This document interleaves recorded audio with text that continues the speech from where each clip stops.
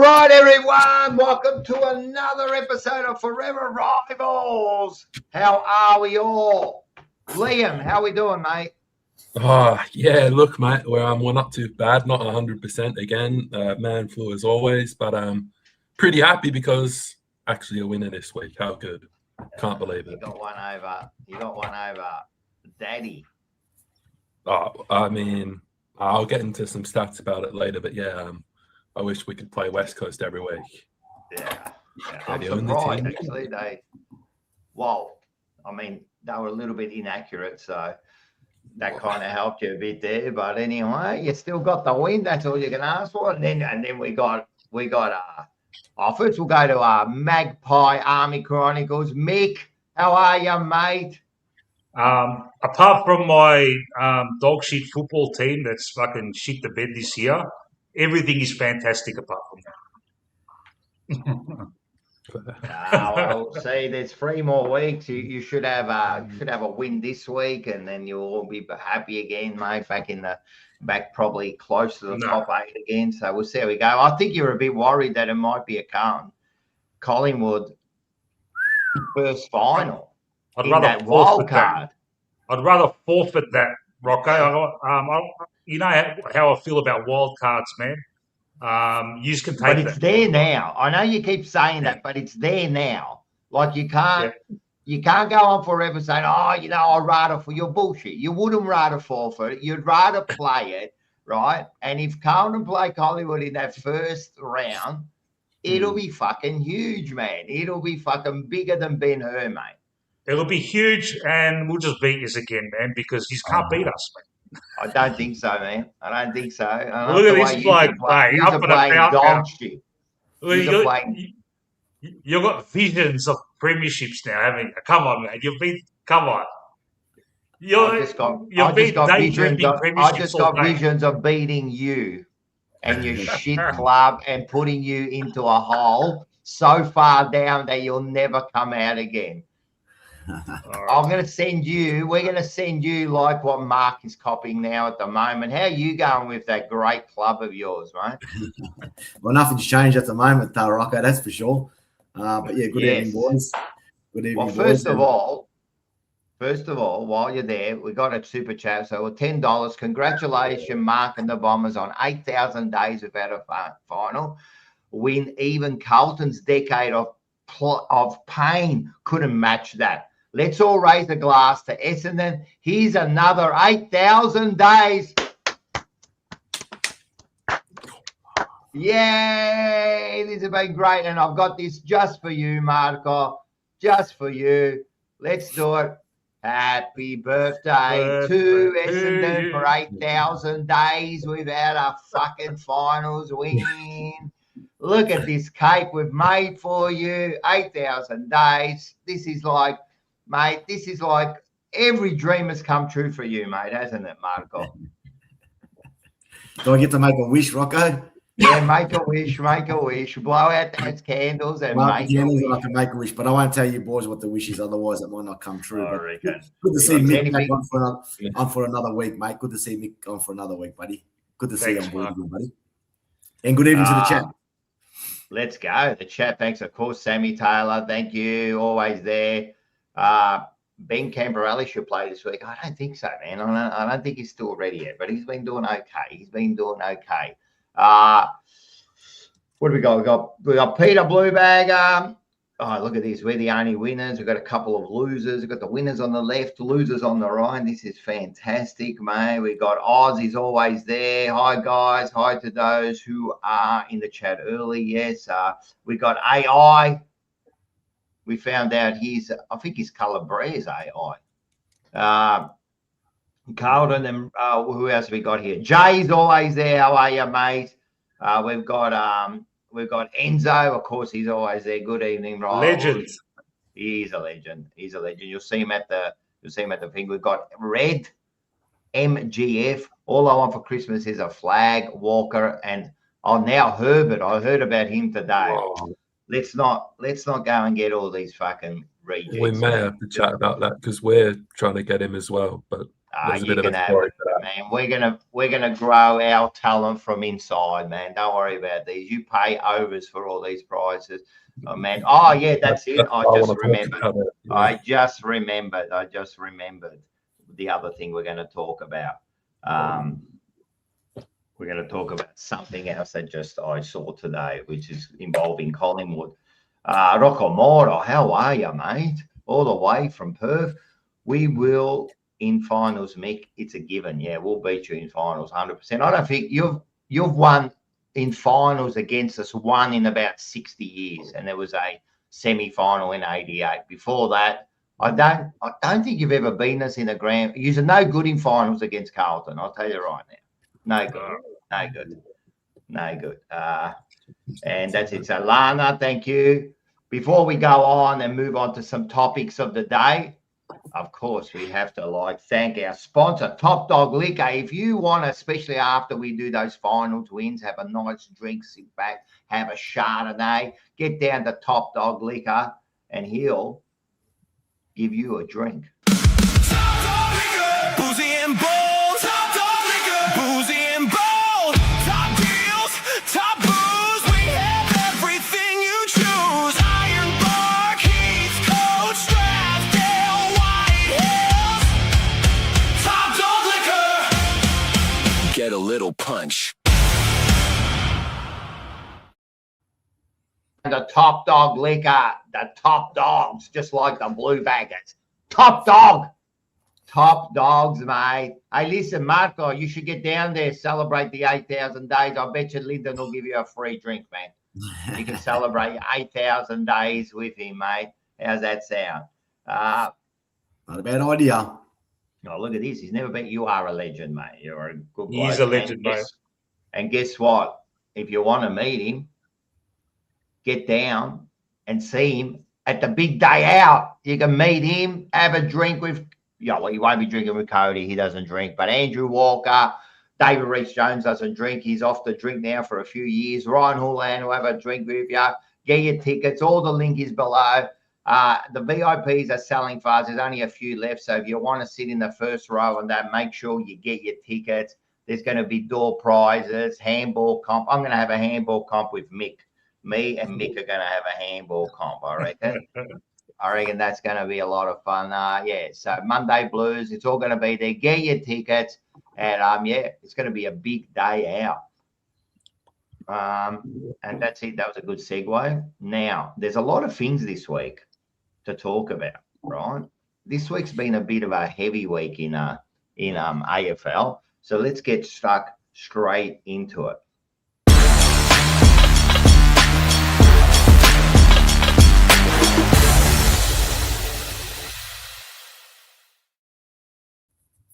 There's been a few topics this week, a few interesting topics, and I've actually written them down. There's 1, 2, 3, well, the 8,000 days I've written down here, but I reckon we can just talk about that throughout the whole night, right? That can be like a running theme. We just talk about 8,000 days. Where were you when that could be at the end? What we'll do is we'll ask everyone, where were you the last time Essendon won? There's probably people in the chat who were in their dad's balls. They weren't even born yet. That's how long ago it was, I reckon. I reckon there's a few kids out there that weren't even around when to see Essendon win a final.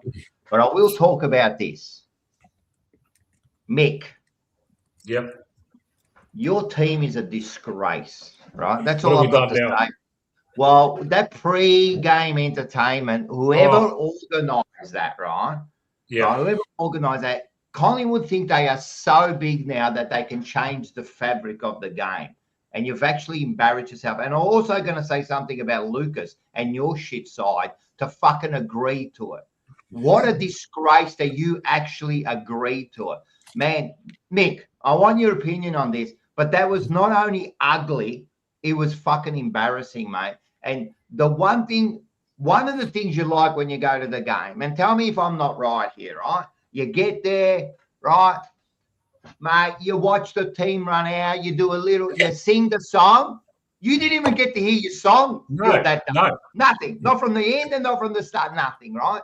So you like to see them come out, have a bit of kick of the football, watch if they're kicking straight.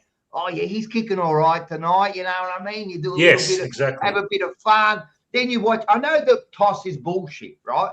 But it's still part of the night. You know what I mean? You watch them Of toss. course it is. Yes. Some people kind of like guess which way you're going to fucking kick the ball. You know, it's a Yes. bit of fun. And then you go out, you go in your quick huddle.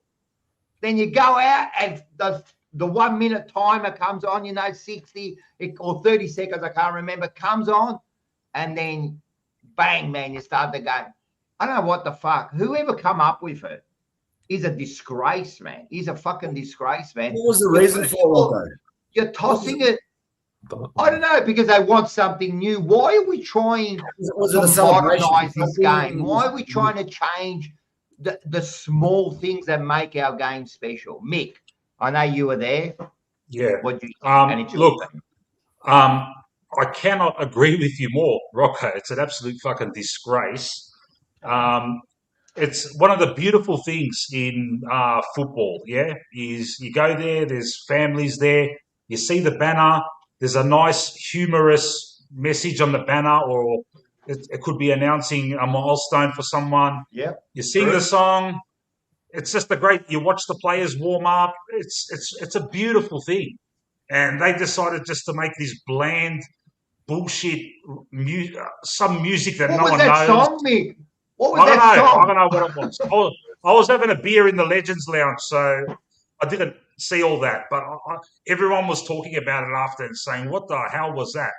And it was, look, man, the club put out feelers afterwards. Oh, what did you think of that? And I'm telling you, mate, they got absolutely barraged, mate. It was shit. Everyone was giving it to them.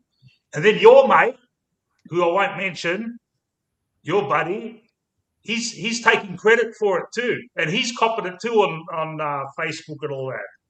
Like it's some great idea. And it was terrible, man. I heard it was this bloke here that kind of done the thing and put it out there. Seriously, mate, what a people joke, are starting to get too big for their boots, mate. If you're starting to change the fabric of this game, right? If they're already doing it within, the rules and all that, and they're taking away little things, maybe the big mark, and all that. They're slowly trying to do all this, right? And now you want to move it. Who are you, man? Like, if I don't even know if that's true, but if it's true, like, what are you doing, man? Like, all of a sudden, this is like the AFL with Andrew Dillon coming in here and just changing things, right? Yeah. Trust me, the game's been here longer than what you have. It'll be around while you're gone, after you're gone, Don't do this, man. Like, this is really, really embarrassing. Whoever come up with it should apologise to Australia. Should do a national apology for this. Yeah, look, I agree with everything you've said, man. It was a disgrace, and everyone at the ground was like, what the hell's this shit, man? No one liked it, mate. And no one. Do this kind of like, bullshit afterwards and to get people's opinions on it. Everyone hated it, man. So I don't know what's going on, man. I don't even think the players liked it. You were at the game, weren't you, Liam? Liam, you were at the game, weren't you? You were working that night, weren't you, at the MCG? Yeah, it was weird. So I didn't know any of this stuff was going to happen, but we do like a little meeting before we go out and start. And they're like, oh, by the way, like they're doing this, pre-game shit to just make sure fans are aware of it. And I was like, what's going on? I was like, like most people, I was just confused. Like, the coin toss was very cringe. I was like, we're doing a coin toss hours before the games in the change rooms. I think even Tom Stewart pointed the wrong way, and I was like, he didn't even know where he pointed. And what's this? What's change rooms? I know. What was funny before it? I heard it's going to be in an undisclosed location. Like, where are you? Area 51. Shut up! You're in the change room. You're making it sound like this hidden thing. It's a fucking coin toss, bro, man. What are we doing here? And then it's just, and then also that that they always get someone to toss the coin. It could be like a kid or someone that wins a raffle. Now you've taken that away from that person too, to walk out in the center of 100,000 people. Now you've taken that away too. Why? Because you're a bunch of selfish pricks, man. Let's be honest. And then they shoved the microphone in Nick Dacos's face. Oh, what did you think of that new concept? And he had to be nice, yeah? What's he In going to his say? mind, Exactly, yeah. he's thinking this is fucking bullshit, but he had to be diplomatic. Yeah, great idea. Yeah, bullshit. Yeah, exactly. They're not going to tell As you they were what going through the banner, did they actually sing the theme song as they were going through? No. No. No. Oh, Did Geelong also agree to this? No. Was it Geelong as well? Geelong No, had to both of them- agree to it, so there was both no of them- theme song before the game. Yeah. And Geelong agreed to that. They would have had to have agreed, but I mean, like, they got Well, no, supporters they there didn't as well. have to, but they agreed. Yeah. They agreed upon it. Shit, that's It was so strange. Like they literally ran out to these random songs, and then a minute later the game started. Like so many people around weren't ready. Like even there was no cause. There was no cause, or there was no milestone, or there was no celebration for something for it to be on, or was it just spontaneously they just agreed to put some bullshit like that before the game? There was fucking fireworks, like it was some American bullshit and some bullshit rock, new age fucking rock song that no one knows, kind of thing. Yeah, chosen by some dickhead. Yeah, so yeah, that's unusual because there was nothing for it. You know, there was no reason for this entertainment to be on. You know, that's got me puzzled, mate. Hopefully, this doesn't continue with the other clubs. If they continue on with that shit, I'm not going, man. This is bullshit. You wouldn't want to go, mate. You Yeah. wouldn't want to go. Exactly. Well, it's already becoming a little bit like I already hate like the entertainment in the middle. I hate when they do halftime shit, all that rubbish. It's all about promoting their sponsors, stupid kicks, people running around. Like it just let the bloody kids do their Oz kick thing there, right? Yeah. Maybe do, I don't know. It's just all rubbish to me. Rocco, this is by AI. The pre-game entertainment will most likely be encouraged by the AFL to help modernise the game. Oh. Why? Why? I agree with you. That's what they want. But why? Why? If we've got such a great product, why are we trying to modernise it? Like every year we gain more supporters. Like every team is getting more fucking supporters. The TV rights are getting bigger. We're getting more viewers, right? So it's working, right? Why are you trying to do something that we don't need to do, man? Like, I know it's a little thing, but what happens is you're opening up cans of worms here, man. You're opening up this little thing. What does that lead to? Another. Imagine they all do it now. Cheerleaders? Could be cheerleaders after every bloody goal.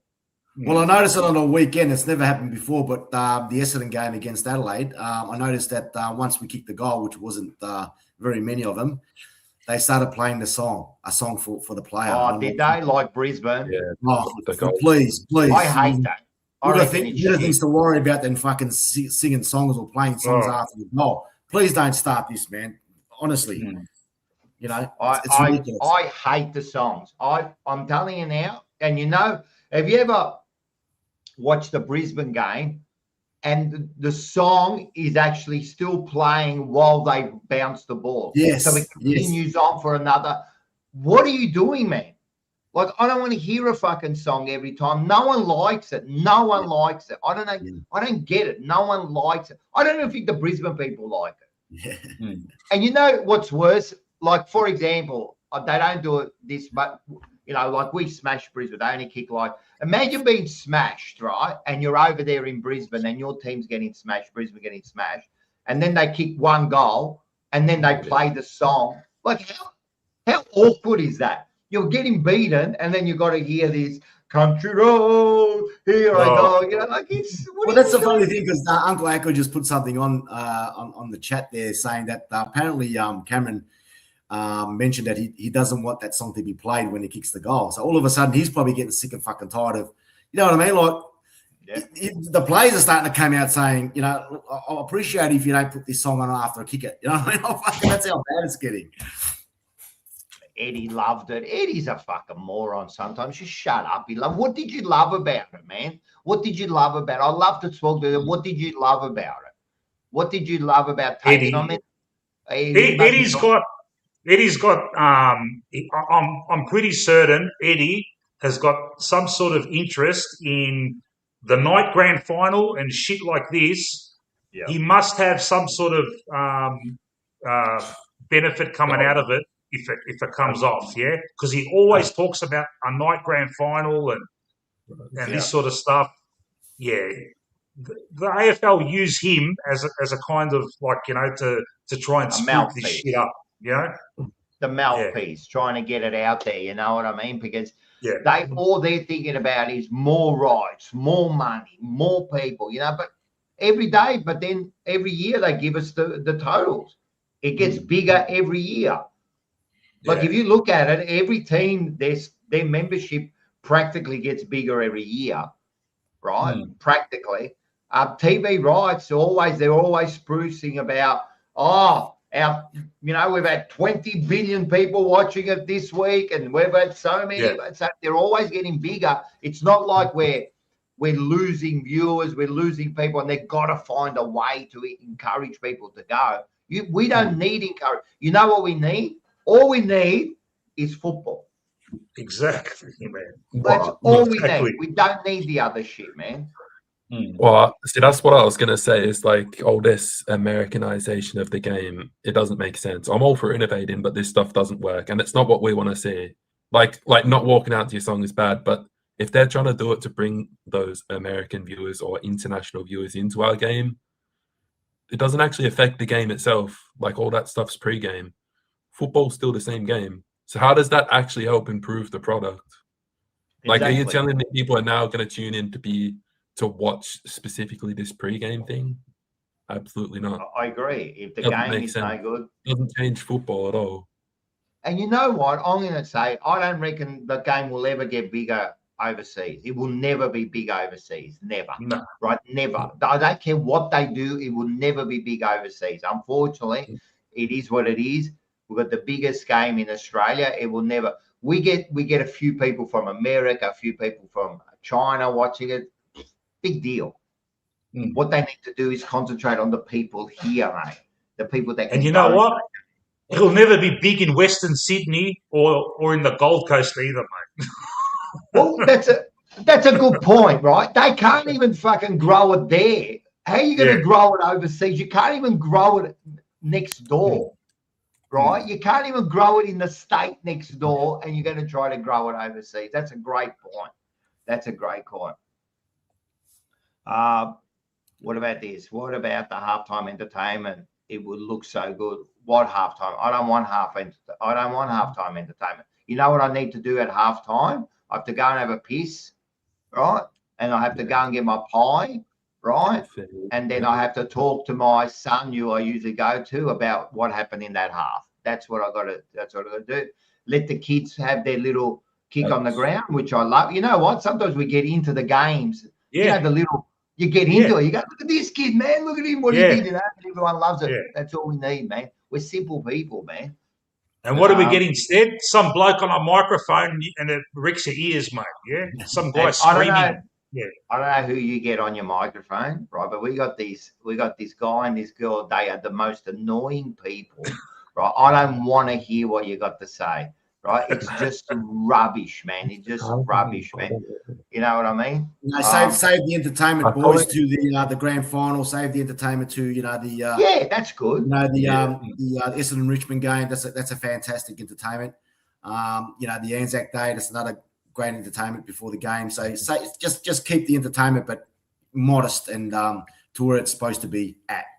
But I think if we're going to continue having it every week, every game, I think we'll lose a lot of interest in football, I think, going to the game.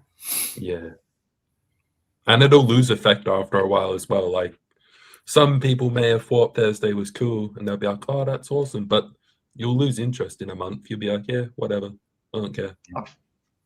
Yeah, it was terrible, man. It was just fucking terrible. And another thing, man, and then you just go out and you were 48-8 at halftime or whatever you were, like, it didn't do you any fucking good either, did it, Mick?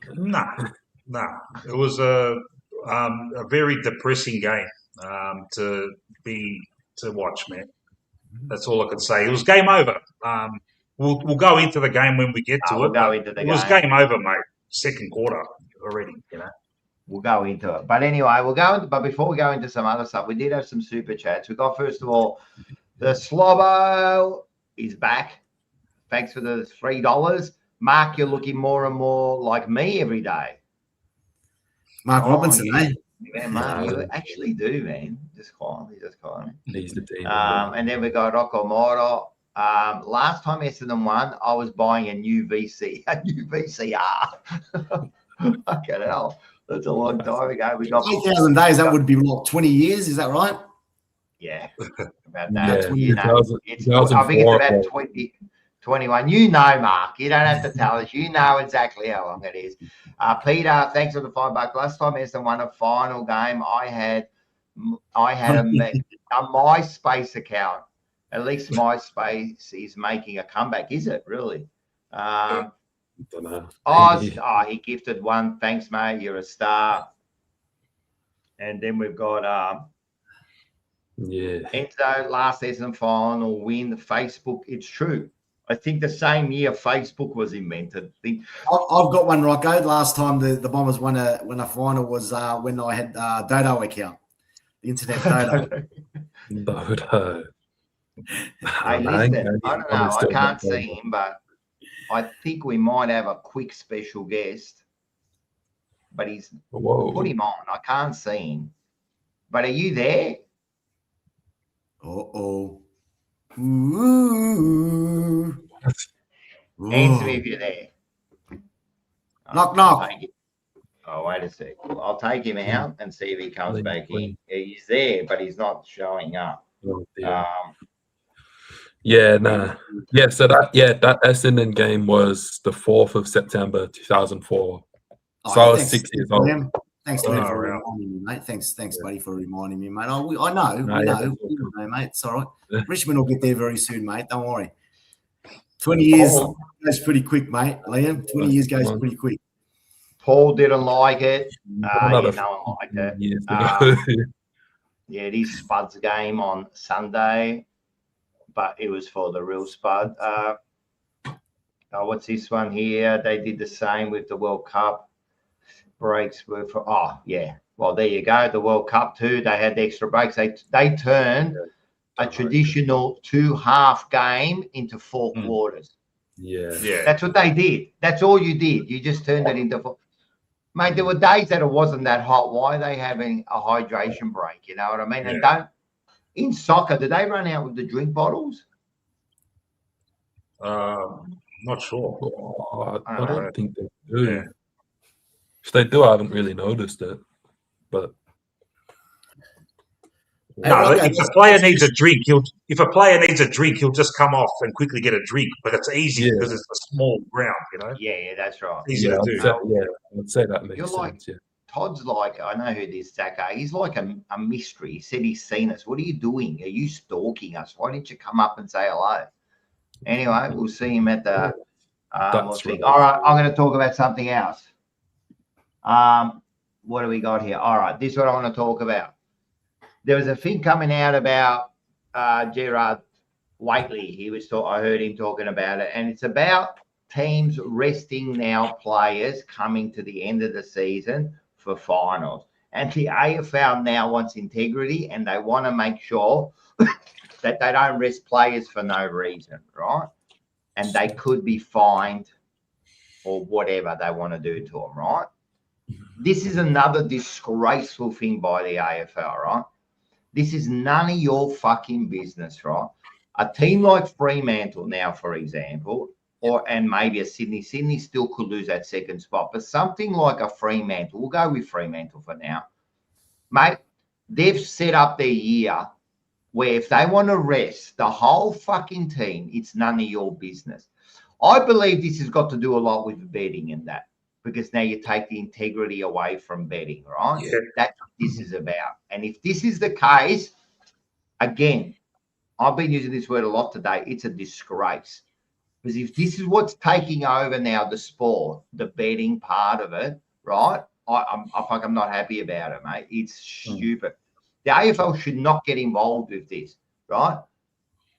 Fremantle, every team out there, and especially a team like Fremantle now who is pretty much secured, well, they've secured top 2. and 1 or 2 doesn't matter. So they've secured top 2, right? They could have secured top 1. Mate, their whole focus now is to win this premiership, correct? If that means that they need to rest players, they should be allowed to do it. It's none of your business. It's none of your business, right? I don't know what your thoughts are. When I heard that, I was fuming. I'm going, all right, now they're starting to get involved in who you can play. But doesn't that happen during the year? Doesn't that happen during the year? Yeah, but now the AFL... They call it managed players, maybe not resting, but they manage the players. So towards the end of the year, is there a certain time limit? Is it a week before the finals possibly that there might be some fines handed out if you rest those players, or is it around about now? So there's no real kind of cement, it's a big grey area. It's a massive grey area. I don't know how they're going to enforce this shit, man. Yeah. And Fremantle, they've earned the right. They've earned the right to rest players. And on top of that, what if, all right, you can't rest players now. So what? They're going to play someone that's not fully ready, but they're too scared to rest them now because of this stupid rule, and they play them and they get injured. But it's also what their messaging is. What was referring to before as well. That so you're resting players before, say, finals campaign. So you could be resting players towards the end of the year for tanking as well. To lose games, obviously, to get number 1 or 2 draft picks. So, where's that line again? Where's that grey area, Mick, where you're saying, is it before the finals? Is it towards the end of the bottom of the ladder where the teams are, managing their players so they don't win games? Or is it a betting factor, what Rocco was just saying as well? Too many grey areas. I mean, if you want to manage your players, I think it's totally up to the club. I can understand the AFL possibly maybe getting it out there to say that, supporters want to go out there and watch their favourite players, on the ground. So, you want to be able to put your fit players on board. But maybe they're looking at it, that concept as well. They won't get as much attendance because they're, some supporters out there will go out and want to specifically just see those gun players playing every week. You know what I mean? So could be a bit of theory in that as well. Yeah. Well, do you know what I mean? Like the Freo example is the perfect one. Like we said, I mean, they've put themselves in a position where if they want to rest players, absolutely they should do it. They've worked hard throughout the season. They've earned their spot at the top of the ladder. And they've had a really good injury list. So if they want to manage a few players coming towards the end of the season, absolutely should be their luxury to do it. An interesting one, I'll have a whinge about the bed and stuff in a minute because, I don't like any of that. But I was going to ask, like, Mick and you guys as well, but, like, as far as, like, policing it, what about, like, what Collingwood have been doing with Pendlebury or someone like that, resting it every couple of weeks? But if Pendlebury comes in, it's like I reckon you guys will stay in the wild card. If he comes in and it's like best on ground in that wild card final, you'd say that their plans worked. And then who knows? Maybe they go on the run. Maybe he plays amazing. I don't know.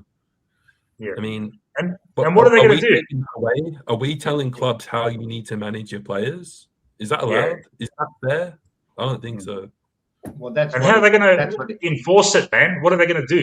You're going to lose points or something, mate. Everyone will go nuts if that happened. But I don't know what their messaging is, man.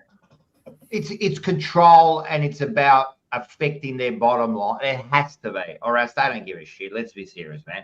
You think about it. The AFL, do they really care about a better game, or do they care about getting more attendance, more things? They don't care who wins the grand final. They don't care who's in the final. They only care what's going to be best for them. Let's be serious.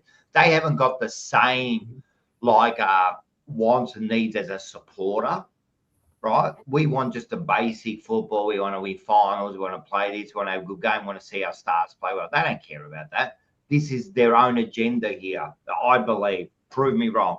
I say this every week. Prove me wrong that I'm wrong about this, man. But I'm only saying what I feel. How do you police this? And you're right. Where is now all the grey areas? Where's the guidelines? Is it 4 weeks before? Is it 1 week before? Is it 2 weeks before? Is it when you're on top of the ladder? You know what I mean? What about if you make top 4 or top 6 and you think, all right, I'm not going to fucking really improve my position anymore. I'll stay 6th position. You know what I mean? I'm going to rest some players and get them ready. Because guess what now? Or in 7th, let's say. 7th, 8th, 9th, and then they don't even get a rest anymore. So now why can't they be tactical about it and say, wait a second, we don't get a rest. We think we can go deep into the finals. You know what? We're going to rest our big stars because 7th, 8th doesn't really matter for us, right? It doesn't really matter where we finish. You know what I mean? Like, it doesn't matter. They're 6 and 7. That's right. It doesn't really matter. So why can't they rest them? They're not getting a fucking week off anymore. You made it unfair for them now, right? So there's all these technical things that they want to do. Let's see. All right. See, another example that I've thought of here is like Adelaide versus Essendon this week, and then now Adelaide's coming back home to play us. So they've played the two bottom teams 2 weeks in a row. But Adelaide this week rested a heap of players, and in the game, like they managed their players as well. Like Jordan Dawson, star midfielder, he played forward a lot of the game. But they still won by like 70, 80 points. So they've managed players, but they've still gone out and got a good result. Is that allowed or is that not allowed? Well, this is what I mean. And Mark's right. Because they've managed players, they've done what they're not meant to do, but they've still gone out and got a result. And Mark's right. What about managing for finishing last? Resting your players early, start putting them in for surgery. Like, is the AFL going to step in and say, oh, no, you can have your surgery in 2 weeks' time. You don't need to have it right now. Mm-hmm. You know, are they going to step in and do that now? Like, what are they going to do? And again, I don't get how the AFL teams allow the AFL to make these decisions. I know as far as I know, they are the governing body. As far as I know, all the teams have given them like all the power to run the competition, right? But I don't get it. Does that mean you just do whatever you want to do? Don't these, like, I don't get it. I don't get it. Like, how can teams even agree to this? Because you know what? This comes in, it's the next little bit of control, the next little bit of control, why don't they just fucking run the teams too then? You run the teams. You decide who coaches who. Yeah. Look, in a way, Rocco, they already do run all the teams, man. They do, man. There's a lot of dubious recruiting shit that's gone over the years, like that whole Ablett to Gold Coast. That was all AFL assisted. A lot of us kind of like have this perception that our teams are run by the members or the board and all that, but the AFL, you know, especially the smaller teams that can't fucking, look after themselves. You know, the AFL steps in and runs the show for them, mate. You know, sometimes, you know. Yeah. It's unfortunate, but yeah. No, I agree. They do, because you know why? Because they've got the power, they got the money, especially the smaller clubs. They can just jump in and go, hey, you want a hand? You know what I mean? This is what you're going to have to do. You know what I mean? So it's, I don't like it either. It's always money and betting that's going to get involved in all these things. But we've got a healthy competition. I don't get why they're getting involved. It's weird. It's like they have to come up with something every week. Like, how about we don't hear from you? How about that? Yeah. How about we don't hear from you? How about we just hear from our teams? You know, like, we don't care about you. We just care about our own teams, you know? Like, I don't like it. This is another bullshit rule. Again, Andrew Dillon, fucking Laura Kane, all of them, Greg Swan, all of us. All of yous have you've actually put the game in disrepute, if that makes sense, this year. You've actually, it's gone downhill. And the only reason this competition still goes strong is because you have the best game in the world, right? And now you're abusing your powers. Yep. Because I'm telling you, if they had like a shit game, like just say they had like, and don't get me wrong, don't everyone now start, you know, like a netball or, you know, something that's not as popular, right? Something that's, if they had a game like this, they would make that game, it would be, how do you say instinct? Is it extinct? Sorry, I was trying to get. It would be extinct. They would get rid of the game. Would just fold because it wouldn't have the essence of what we've got, you know. But because it's so strong, they can almost do anything and not fuck it up. You know what I mean? Yeah. Not fucking up, because we'll still go. I'm still watching it this week. I'm still going. Doesn't matter what they do. They do a shit pre-entertainment. We'll still go like bananas. You know what I mean? Like we'll just do it every week. We'll still keep doing shows. You know, like I mean, like we'll still go because we love, because they play on our emotions. You know, but this is shit, man. If they start doing this fucking, I don't like it. I'm waiting for them to find the first club. Like find Fremantle. Yeah. Find You'll see the uproar then. Yeah. Well, I guess the AFL just wants a bit of media, mate. They've probably got not enough stories to go out and starting all that shit again. At least Essendon never have to worry about resting players. But they might be tanking. That's why. Yeah, they might be tanking for that number one Driss. There you go. But they don't have to tank. That's true. You just keep trying as hard as you can, mate, and you'll get that bottom spot, mate. You'll get that bottom spot.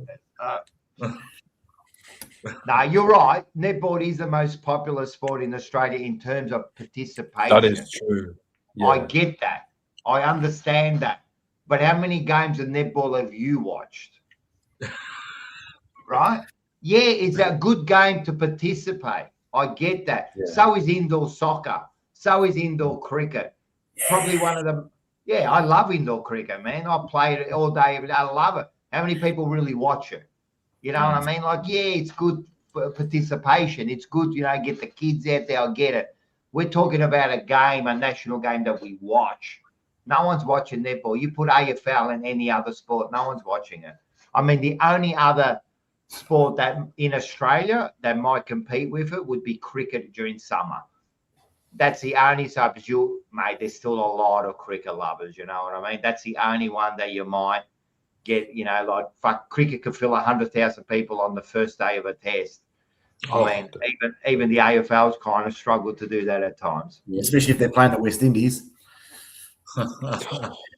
Here we go. Mate, you're not watching professional. Yeah, my daughter plays. You're not watching professional netball on TV. I'm telling you now, Rocker.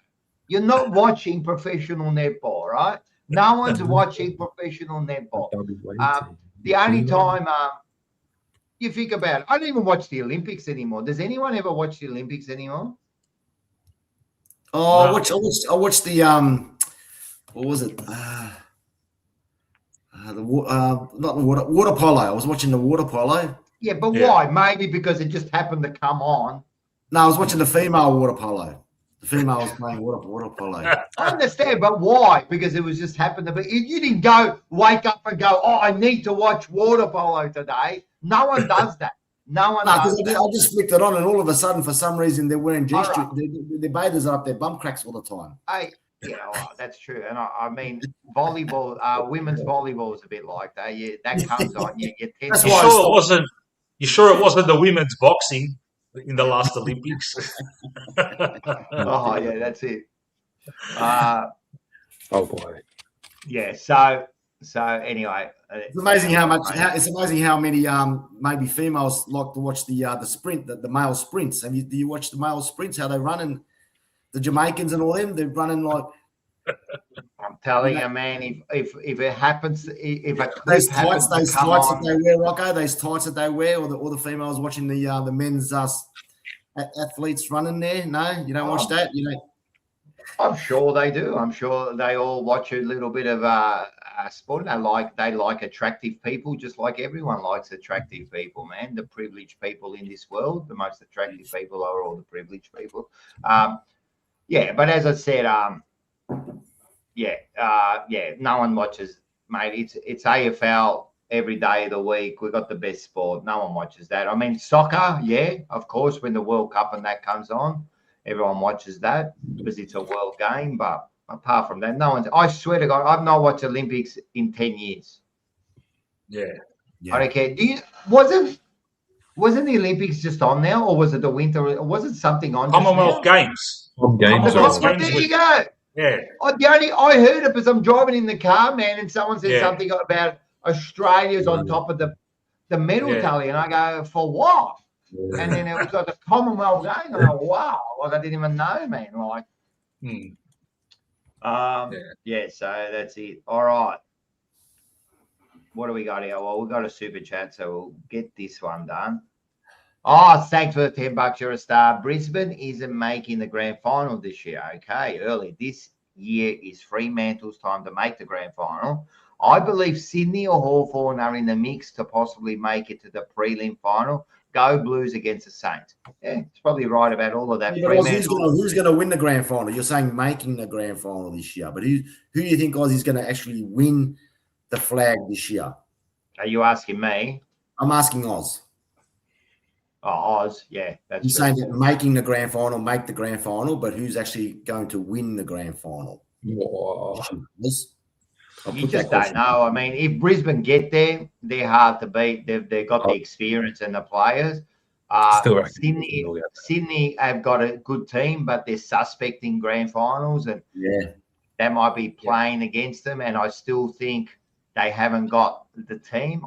For me, it's Fremantle. I can't see them losing. What about Geelong? Even though Geelong's got a pretty easy run on the way, that could end up finishing top 4. They just haven't got the team. They're not as good as they're not that good, man. Even though they belted us, I don't think they're premiership material. Sorry, Lucas. Nah, I think Fremantle's the front runner. Fremantle would be my pick. I'd say if Brisbane or Hawthorn get there against them, they'd be the biggest challenges. Yeah. I'm still going with Brisbane only because I was talking to a Brisbane supporter today and I told him, I said, man, what the fuck happened? And he's like, we've got a history of that. We always fucking get belted 2 or 3 weeks before the finals, and then come finals, we just turn it on, man. And that's true.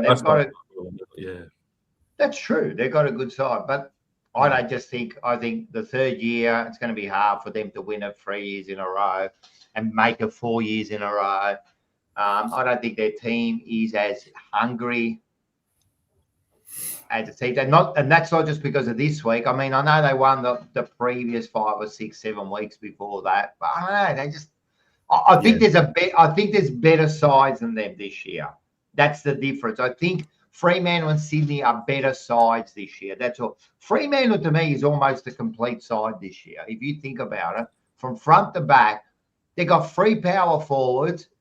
You know, they got a couple of great small, like fucking small, like the bloke that came from Richmond, and they got a couple of great. They got great defense, midfield strong. Their ruckman could be the most informed ruckman going around at the moment, Jackson. It just I reckon it's theirs to lose, but we'll see. Fremantle will certainly make the grand final. I think the downfall would be that, or for them to win the grand final, I think they've got to play against Sydney. I think they're a big chance if it's Fremantle or Sydney. But if it's Fremantle, like Liam was saying, Brisbane or the Hawks, I think they'll. I just think at the G on the last day in September, Hawthorn or Brisbane can get it. That's where I'm at as well. But also like Freo might have kind of they play at the G this week, and then they may not play there again till the grand final. Correct. They'll go home. They should win the first final. They win the next final, make the grand final. And also, like, they've been having slow starts to games. Like, if they go out and have a slow start against Hawthorn or Brisbane here on grand final, they're not going to let them back in. Yeah, I think if Hawthorn make the grand final, if a team like Hawthorn come out and jump you in the first half, it's going to be tough to get back. Yeah, I think Hawthorn will have a big chance if they make the grand final because it's at home for them and all that, like they have a big chance. But Rob Davis here makes a great point. 100 points. I said this before, 8 times this year compared to 3. They're getting scored heavily against this year. So they're not the side they were. I get that they're still a good side, but they're just off. And you just got to be a little bit off and you're not going to get there, And I don't think they're going to finish top 4. So they're going to have to do it. I know they've done it before, but they're going to have to do it outside the top 4. And here's your answer. Thank you for the $5 again. Fremantle will win the grand final this year, Mark. They won't pull an Adelaide in the finals from last year. Yeah. Mars reckons they're exactly what they're going to do. They're going to do an Adelaide from last year and fail. I think so. All right. I've got another one for you.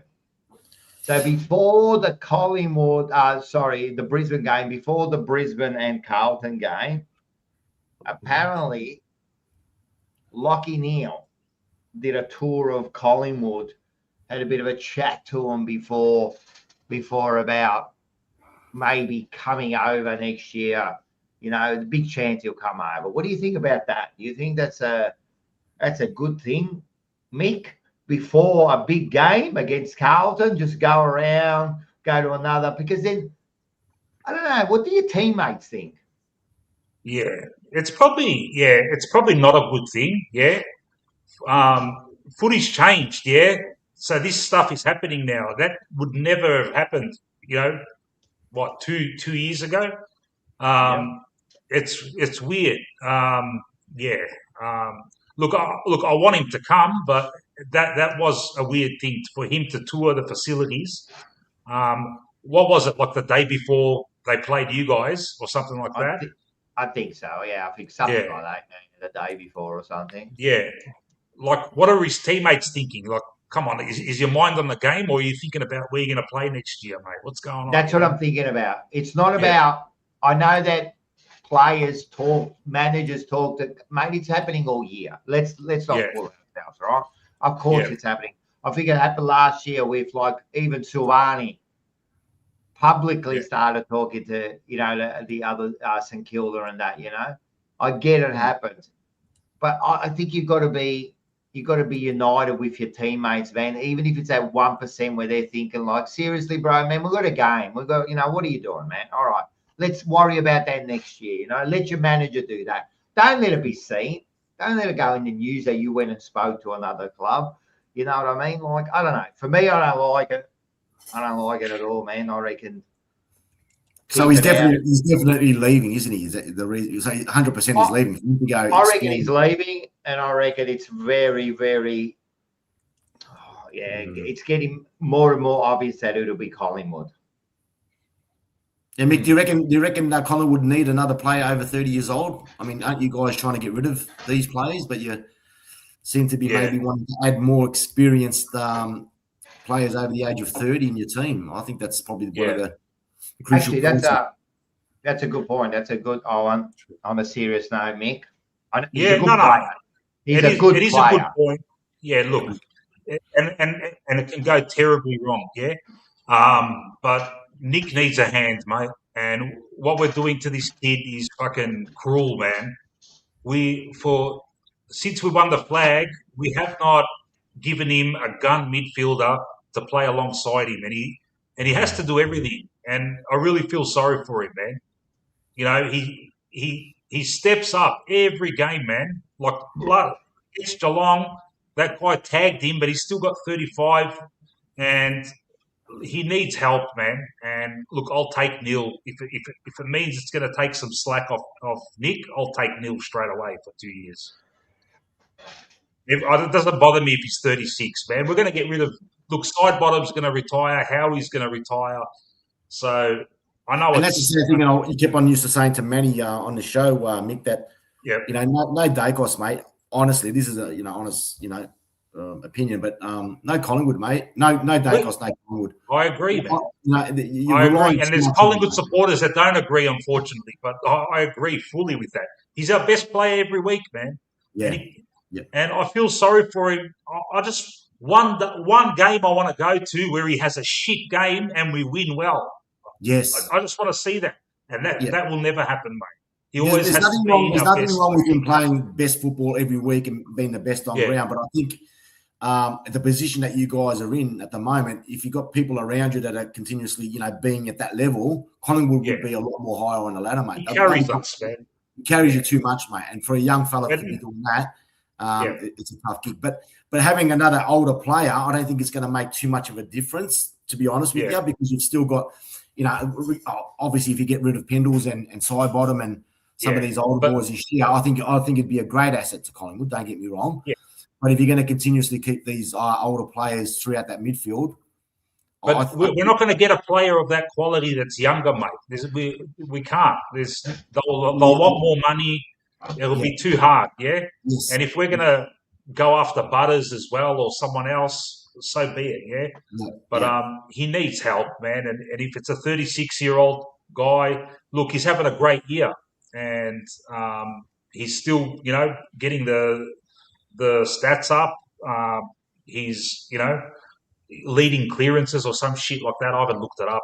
I'm not a stats guy, but yeah, we need him, man. Totally understand he needs to support, and we get a player that's I would say to that level of Dacos, but Nate Caddy, the Bombers were suggesting possibly looking for an experienced forward, Tex Walker, to come out of Adelaide and give Nate Caddy some support and just show him the gift of being a forward and how to lead up and so forth. So the older players can come into play. But we haven't got that many old players. So I think if Tex had to come to the Bombers, mate, I'd certainly, open my arms up to him because it'd certainly help Nate Caddy, perform his art playing forward. So some old players do become an asset to the club. Yeah. Wow. Yeah, I think. Sorry, Liam, go. No, I was gonna say I think Neil going to Collingwood. The way I see it is that's Collingwood trying to keep in the premiership window. As much as Neil's like an older player, he can go into any team and he's still going to be a top midfielder no matter what. But what are we going to do, Liam? You can't do a full rebuild anymore, mate. We'll end up like Essendon or someone. You have to keep trying to top up, and if it doesn't work, you bottom up, you bottom down anyway because you fucked up on the top up. But you just have to keep trying, mate. Yeah, it's the only way. You can't. Clubs like Geelong and Sydney's and so forth, they do that. They continue, and Collingwood do that as well to some certain extent. They they top up their players and they go out and target key position players that they require, and they've succeeded. You know what I mean? But I think Collingwood at this stage, I think they've just held on to their older players for that 1 or 2 year extra years. All right, Mark, you bring this up every week, mate, with the old players, man. It's true. It's a true fact. I've got to answer the same question every week. Come on. You don't have to answer it. I'm telling you. You don't have to answer it, Mick. I'm telling you. Neil is a stopgap until we sign younger free agent Gunmill. Now, this is what I was going to say. I believe that Neil wants to come back to Victoria, so probably Collingwood's a good fit for him. You know what I mean? As you said, a couple of years. The thing is, Mick, right? Yeah. It's not about getting Neil for a couple of years, right? I truly believe that you can't win one in a couple of years because I just don't think you've got the players now anymore, right? You have to rebuild some of those players again. It's about bringing Neil in now, and then what are we going to do to get those young kids also into the side and get them ready for when Neil leaves. You know what I mean? Yeah. It's almost getting, just almost just buying a bit of time while you rebuild. Like, have you got the young kids in the seconds that you think are going to start filling that role? You know what I mean? You need to draft maybe a couple. Hopefully you get someone. That's what I think someone like a Neil does. Someone asked, would Neil be more suited to Essendon than Collingwood? No. You bring Neil to Essendon, it's a waste. It's a waste because you've really got nobody. You've got maybe 1 or 2 players in your side, And Neil, for me, it's only a couple of years for Neil, and then really he's getting a bit old, But then you got to think about the motivation too. That's where it can fall of course. Fall down hard on us. How motivated is he going to be? Yeah? Is it just a paycheck to pay off the ex-wife? What's going on? I don't think you'll be paying him that much, would you? You wouldn't be paying him heaps. No, I think it'll be 900,000 or something like that. Look, I could be wrong. Money, isn't it? That is a lot. I can't believe players like this. Like 1.1 or something. What I can't understand, boys, is why doesn't he just finish his career? If he's only got a couple of years left, why doesn't he just finish his career? At Brisbane and just be the one club player. I mean, I don't know what. I think he's because if it's not the money, like his girlfriend and kids live here or something, isn't it? His girlfriend and his family's over here, and I'm with you. I don't get why he's only 36, mate. He's not like he's 55 years old, bro. He hasn't got much time to live. At the end of the day, he's 36 years old. He should be a couple more years of Brisbane, might get another flag, and come back and retire in Melbourne, mate. A nice, happy man. But for the money. I don't think it'd be about the money, Mick, would it? He'd be getting less, wouldn't he? Or no, it wouldn't be about the money. Yeah. And also, if he goes to Collingwood, I mean, he'd be playing in front of 100,000 people every second week. You know what I mean? That's a motivation in itself. You know what I mean? You're probably playing in the Anzac Day. You know, like one of those things. He's already won 3 premierships. It's not like. You know, and then maybe there's still that hope for him that with Collingwood you could win a premiership, you know, in a couple of years. But you go to someone like Essendon, let's be serious. I don't think he's going to have a motivation to win a premiership in 2 years. So he's always going to want to win games also. It's not just about, you're right, it's not about the money. It can't be about the money. The bloke's made enough money. Yeah. Look, it's like what Mark was saying before about bringing someone across for caddy to help him out.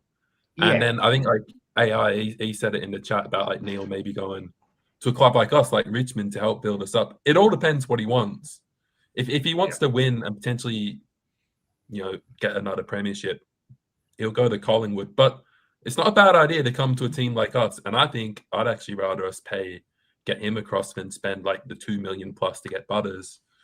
To have that leader, just have him there for a couple of years, just teach our young guys, get him in there with like Lawler and Houghton and stuff like that, and build them up and show them what it is to be a champion midfielder. Because we've seen stuff like that work. Like Brisbane themselves, they brought in Luke Hodge for 2 seasons, and he helped build that winning culture. Yeah. So, I mean, so that's what I mean. Like, it's a great point. Yeah. Like, Mark, I think, if you get someone like Tex Walker to help out for a year or 2, he's not going to come in and be an absolute star, but if he can help your young forwards and give them that little extra support, it's not a bad strategy either. Yeah.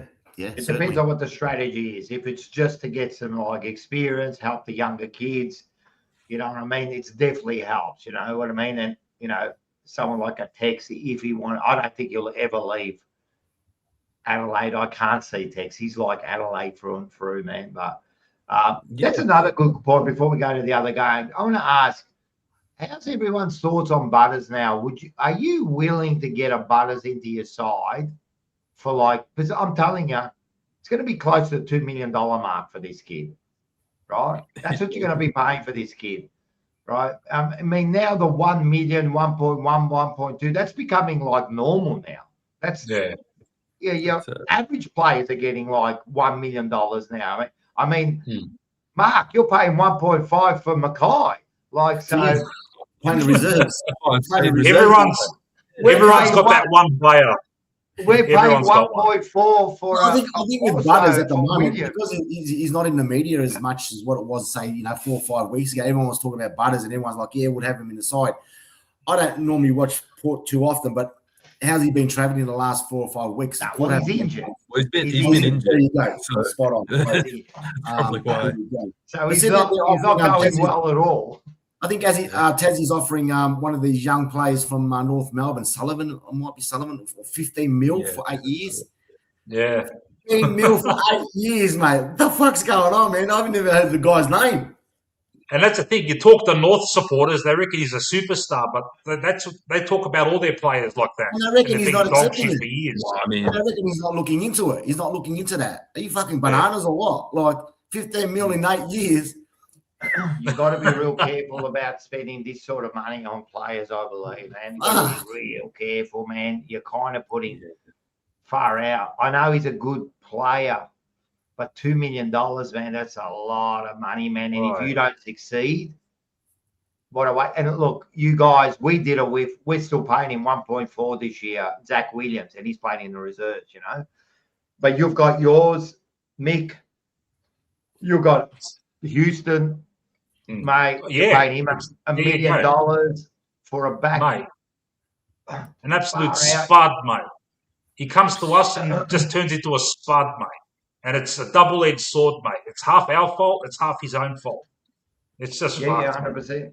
And, then you think about it, and I know it's not as easy to say, but you can develop especially halfback flankers, you can develop these players, You don't need to get a $2 million halfback flanker. Mate, we gave up 2 first-rounders for a forward pocket, Lockie Schultz, man. You give up 2 first-rounders for fucking a gun mid, man, or a fucking elite tall backman, mate, not for a fucking forward pocket. That's why we're all fucking pissed off, man. Is that what Collingwood did? They gave up 2 first-round pickers for Lockie. I'm pretty sure. Milkshakes in the chat. Can you confirm that, man? What do we give away for Schultz? Far out. Yeah. That's a lot of Yeah, picks it's fucked. for a player like that. And I love him. He's a pressure player. He's a bit of but an X he's not worth that, mate. Yeah, he wasn't required, mate. You know? Yeah, they're offering him 15.5 if this is true for what, 8 years maybe. I'm just going to go see Gino for a second, Mick. Just going to go see Gino. Butters will be the next Bontempelli, mate. Yeah. Bontempelli, lucky to win a flag, done nothing all those years, and that's going to be Butters now. It could be. It could be, man. I don't want him now anymore. I don't want him. Not for 2 mil. Yeah. I don't want him, man. He doesn't kick goals. He's a gun mid. He doesn't hit the scoreboard, and he's injury prone, man. You know? Well, this is the other thing, man. He's injury prone. And I'm telling you, man, you're going to get some, division in the club if you don't start playing well, because I'm telling you, players will start looking at him and going like, what are you doing, man, for $2 million, man? Why aren't we playing better, And then you might get a young kid who's playing well in the reserves. He's not playing so well. He starts questioning, why aren't I getting a game? I'm doing more than him, I don't like it, but I don't want him anymore. You know what I mean? Like, could he do, don't get me wrong, I know he's only in his first year for Carlton, Jagger Smith, but would Butters do much more than Jagger Smith at the moment? I don't think so. I don't think these are the doing a little bit more. Don't get me wrong. He's got more experience. I get it, but would he make your team that much better? Like I don't know, man. Yeah, I mean that's like one of the couple quick points that I wanted to make is guys. We're apparently right in the race for him, and we're looking probably stronger than I first thought, which is I still don't think it's the right move, but Port Adelaide, they may take our second draft pick, so that's a loss for us. We lose another young gun, part of our rebuild, to get someone who's, he's a great player right now, but it's not like we're going to be a fantastic team next year, probably not even for the next 3 or 4 years. Yeah. But then also, like you said, with someone like Jagger Smith, what about someone like Sam Lawler? We've maybe already got that level player there who's going to develop. So why do we need to go and get another one when we've already got one who's going to develop with us? And then the last thing, the price point. If we're offering $2 million a year, I was just thinking about it earlier today or yesterday or something. You look at St Kilda, they've got Messiah on $2 million, the only $2 million player. Now, has he been their best player this year? Yeah, absolutely, he's a star. But what have St Kilda done this year? That's right. Like St Kilda have still not beaten the team in the top 10. They do nothing every year. They've got an absolute star. Fair enough, but like, and they get off spot-free, mate. The media doesn't jump on it. Star for us. They probably won't make. I don't want the best player in the league. I want the best team in the league. Exactly. I don't think it's worth it, to be honest. That's just me. I just think these price tags are getting, because, for example, like a team like Carlton, right? We'll get Cody Walker next year. We've got Jagger. We've got Harry Dean. In a couple of years' time, we're going to start having to pay these people the right amount of money, right? So you have to start thinking of that. You know what I mean? If you get someone like a Butters in, right, man, we could potentially lose a player because you're not paying him enough. You know what I mean? So we're going to start thinking of paying our own youth instead of trying to bring in someone to. I don't know, man. You know what? At the start of the year, I was going, Butters the one, like I love that Butters in the midfield, like if you do. And now I'm thinking, nah, I don't want him. I seriously do not want him. I don't even want them to be in the conversation with him. It's amazing how things change, Rocco, when your team's winning, yeah? How you not only that, it's about them. It was, don't get me wrong, of course, man. When we're seeing a lot of young kids now really taking the next step. So then you're going, oh, wait a sec. We don't really kind of need to pay. $2 million, yeah. The thing is the money for me. The $2 million. Like, I don't even want. There was talk about us getting a Marnie from Sydney. like $1 million. Like I think, no, I He's don't a want smart to mate. just get another fucking half Yeah. hack on my Yeah. side, you know. Yeah. Like I'd rather just develop the thing and wait, you know, like and wait for a really good forward. Can you imagine how much Tony Lockett would be worth right now, or Gary Ablett, or fucking Wayne Carey, or Wayne Carey? That'd be worth like $10 million a year. Carlton, Rocco, I'll ask you a quick question. I was going to see if we're still talking about the AFL footy here.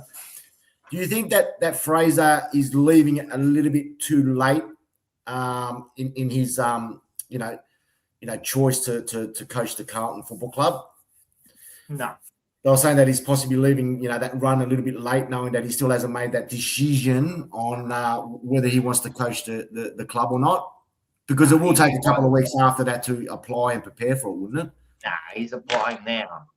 Every week he's applying every week now, man. Like seriously, like every week he just ticks another box.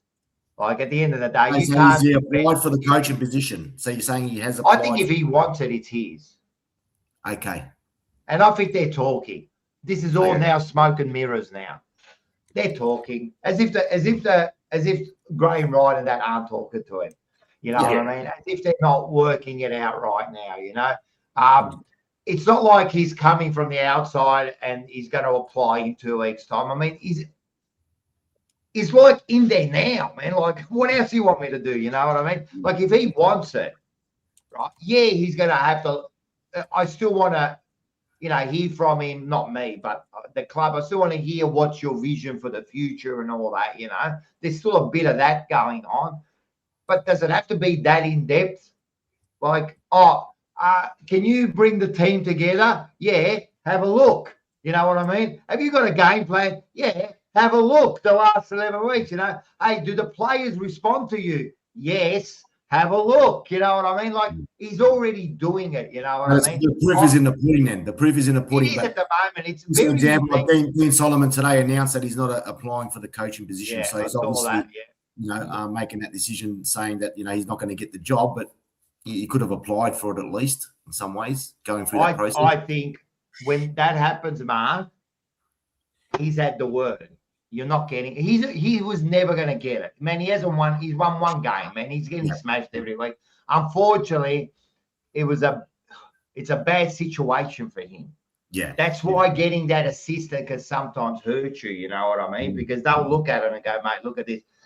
I think it's down to one or two players or coaches for you guys, and it's James Hird and maybe like a great. If Fraser gets the job at Carlton, which I think I will, I think it's great for you guys. Yeah, because I think you should go for Graham. Mark McVeigh also, I wouldn't mind his position in there as well. But yeah, we'll wait and see. I think it's the next week they're going to announce it, so it's going to be very exciting. It might be a big show next week, Rocco. It might be a big show next week, Matt. In a week or two, we'll both have coaches. But I think now, it'd be silly if he wanted the job not to give it to it. If he wants it, he's got it, I think he keeps saying, I'm not ready. But in the last week or two, he's been saying, I'll give you my answer in the next week or so, So the narrative has changed a little bit, which is funny. You know what I mean? Look, mate, everything he does is right. Did you hear that his dad's been sick for ages? Yeah. Didn't his dad pass away the day before or something? I don't know if it was the day before, but it was very close, and no one knew about it, right? No one knew about it, and he didn't want to let everyone know. That naturally the team knew. They didn't even wear armbands. That's character, mate. He just keeps it about the team, you know what I mean? Everything he does is the way he speaks, even in our wins and losses. If you look at his press conference, which you wouldn't, but if you look at him, he's always measured in the whole press conference. He doesn't go up and down, you know what I mean? That's what you need from a leader. You can't have a leader like me who gets too emotional because I don't, you can't. It won't work. You need someone measured because no matter how good you're going or how bad you're going, you're the one that's got to be in control, right? You've got to make sure you're in control. Don't let your emotions get to you, you know what I mean? And he seems to be under control. Now, don't get me wrong. If you become senior coach and then you start losing and that, it's, of course, there's different pressures. I get all that. But at the moment, man, he's doing everything right, man. I'm super stoked the way he's doing the things. And to tell you the truth, I think we have to get him now. It'd be silly now to get another assistant coach in as the senior coach. Because now then you're doing it again. It's going to be a slightly new game plan, you know. And then, if you don't achieve what you guys need to achieve, it's going to go back to very similar. Not to say what Hurd's factor is, but it's going to be like, oh, they should have chose Fraser. Always. So if you don't succeed, if you don't succeed, it'll always go back to, oh, you should have chose him. Yes, I told you he was better. You know, it's always a proven record. The proof is in the pudding, isn't it, Rocco? That you guys are winning, so you'd be stupid not to put him as coach. At least 3 years. At least 3 years. I would go 5. 5 years. Okay, mate. They're doing a 5-year plan, right? You know what? I'll give you one of the big mistakes they did with Voss, right? Even though the whole thing was a fucking mistake, but answer me this, right? All of you, right? Carlton come together 5 years ago or 6 years ago, right? And they go, we got a 5-year plan. All right, another 5-year plan. Forget that we've been 5-year plans for 30 years, but they come with another 5-year plan. We've got a 5-year plan, right? And then they appoint their coach for 3 years. What does that say? Yeah. What plan is this? If the bloke who started it is not going to be there for the next 2 years, you don't trust him to be there for the full 5 years. Yeah. Then it's all bullshit to me. So you think about it, they come up with a 5-year plan, but they were never really trustworthy of Voss, right? And they only gave him an extension once we made that prelim or whatever, you know what I mean? Where for me now, if we're going to appoint Fraser and we've got a 5-year plan that we're coming up with, you have to give him 5 years. You have to. With the young guys you're getting in as well, it's got to be, you got to give him 5 years with the kids. Everyone's got to be together for 5 years, man. This is our plan, and we're going to stick with it for the whole 5 years now. Because this isn't about next year and the year after. This is about the next after that, 3, 4, 5 years, and then beyond, you know. So but Rocco, when you look at those little things like 5-year plan, 3-year deal, you go, wait a sec, it doesn't match up here. You're not all on the same page here, mate. I know we're all generals after the battle now when we look at it, but when you look at it, you go, oh, wait, mate, something's wrong here, you know. So that's it. Voss had over 5 years. I agree. But the initial deal was 3 years. Then they extended it for another 2, and then they sacked him in the second one. Like, that's how dumb it was, you know. They gave him another 2, and then they sacked him, you know. So, anyway, there you go, man. There's plenty. We'll talk about all that in a sec. All right, you want to get into some games? Let's do it.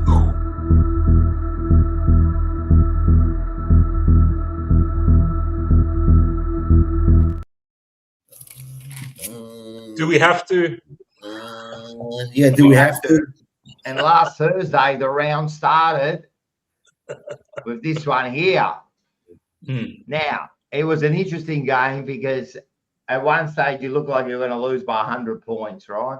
48-8 or whatever it was. You couldn't score a goal, and then you made a little bit of a comeback. And I think you did bring it to under. Did you bring it to 3 goals at one stage? We did, but we were never going to come back, mate. I'm telling you, mate. We were trying too hard, man, and do you want me to just go straight into my summary? Yeah, go for it, man. It's your game, man. You saw it. I heard you left early too. Yeah. Most Collingwood supporters do. That's a fact. That's a fact. Mate. Rocco knows about it with the trains, mate. I'm going to get the early train so I can get a nice, comfortable seat, man. That Jolly Mont gets packed, does it? That Jolly Mont station gets packed, doesn't it? Yeah. So there was we've already talked about the ridiculous pre-game bullshit. This game was almost a carbon copy of last week with a different result. The week before, Adelaide jumped us and we're going nuts with the pressure. Same thing, but this time Geelong got a bigger lead. They were up by 49 points halfway through the second before we fucking decided to wake up, and we were never going to come back. It was a real. And I reckon it was because of the pre-game shit. The atmosphere was fucking dull, mate. It was just eerie, fucking quiet atmosphere. You know, it was our home game, so the Geelong supporters were going nuts, but you could barely hear them. Once again, Nick Dacos, lone hand, no support. To be honest, it's starting to get really frustrating. It's been a very disappointing year. We've had opportunities against 6 or 7 teams this year to win games, and we've just shit the bed. One of the biggest disappointment was we got belted by Geelong earlier this year, and the law of averages usually tells you that, all right, you lose at the first game and you come back and win the second game, but it was, mate, like a carbon copy, man. They belted us twice. Yeah, it's just really disappointing. And then the injuries, no excuse. The injuries are not an excuse here, but they didn't help. And now they've banked up, and our season's cooked pretty much. Even if we beat West Coast next week, we've got Hawthorn and Brisbane coming up after that. Our best case scenario is a wild card. You know how I feel about that. I'd rather finish 11th, man, and just concentrate on the preseason. Get rid of all these old. Listen to Mark's advice and get rid of all the oldies. Top up, all right, albeit get another oldie. Try and get an elite player in, whether it be Butters, which it doesn't look like at the moment, but another tall back or a forward, and go again, because it's been a season where we've had our opportunities to put ourselves in a good position. We've shit the bed, and Fly is going to take responsibility for this, but he won't. Selection integrity, game day strategies, he's got a lot to answer for. But, other Collingwood supporters are telling me that, he's fantastic. He's been one of the best coaches this year. I don't see that, man. Geelong deserved to win. What can I say, man? Very disappointed with my football club this season. Mick, I'd ask you this: a player, an interest would be possibly. Would you guys look at maybe considering Zach Merritt from Essendon if he wanted to go to Collingwood? I think he'd be a great fit as opposed to probably Lockie Neal.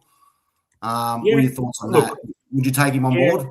I've never been a huge fan of his, Mark, but I would take him just for the fact that Nick needs help, man. Correct. And he needs an above-average midfielder to play next to him every week, because he's not getting that now.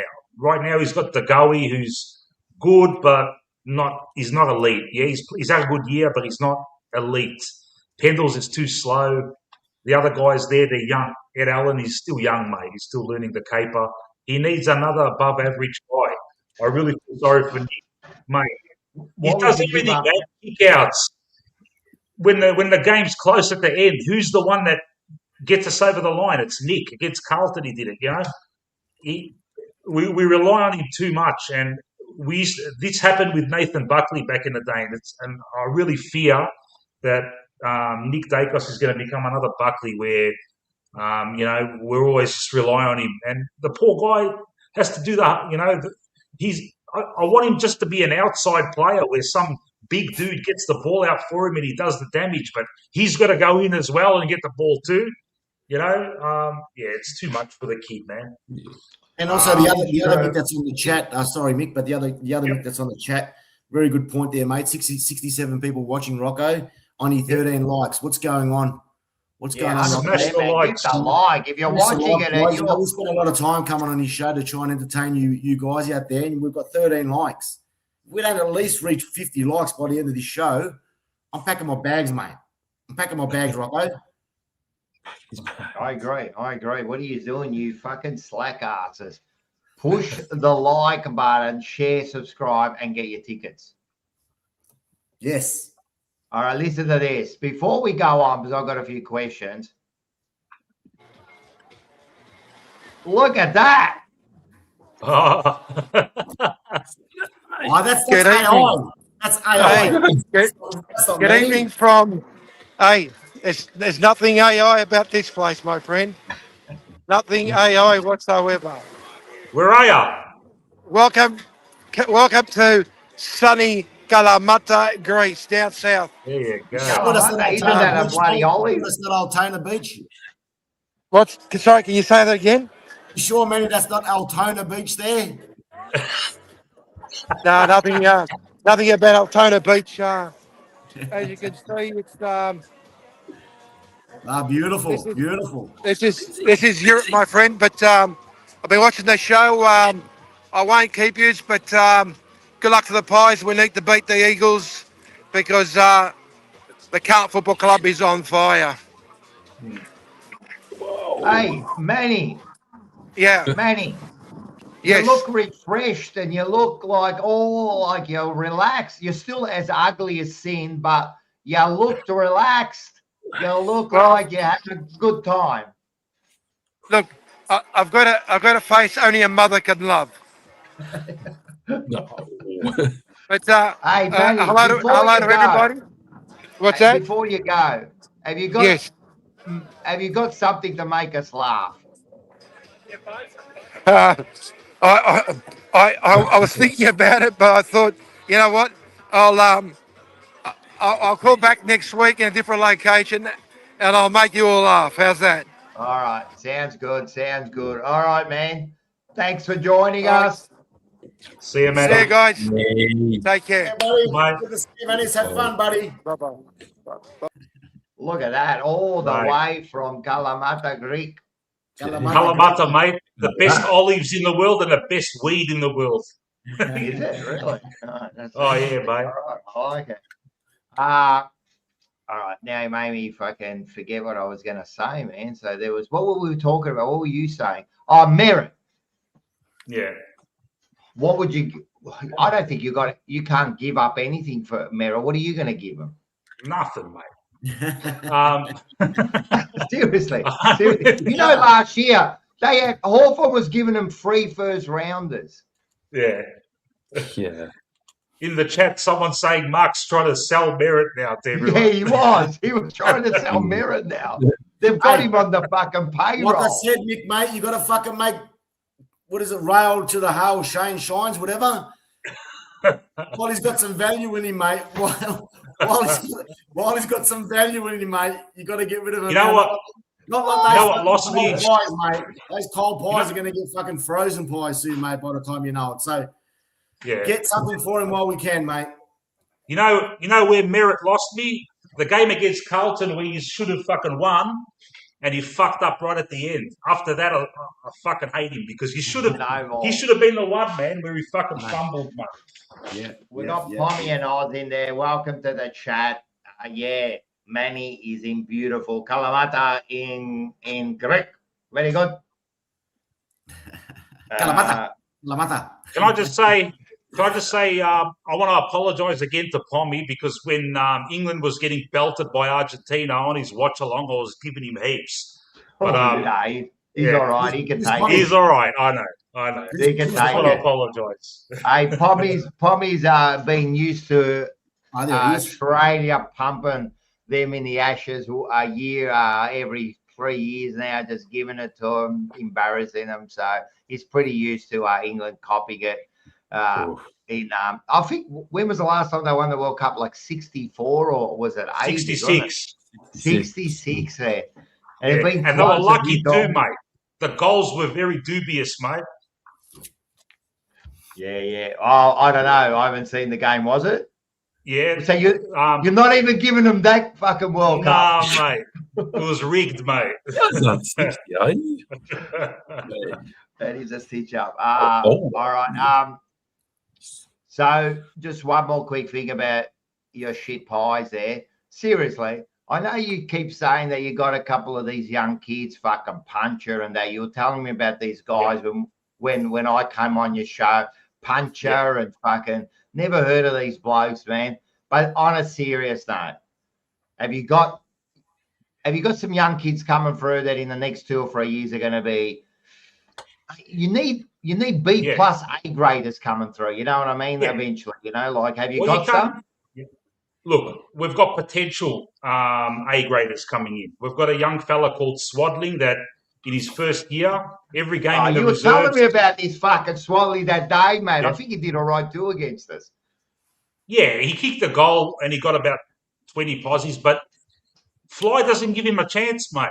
He plays in the reserves. He gets 30 plus every time he plays. Just play the kid. He plays side bottom instead, who can't stick a tackle and gets burnt all the time.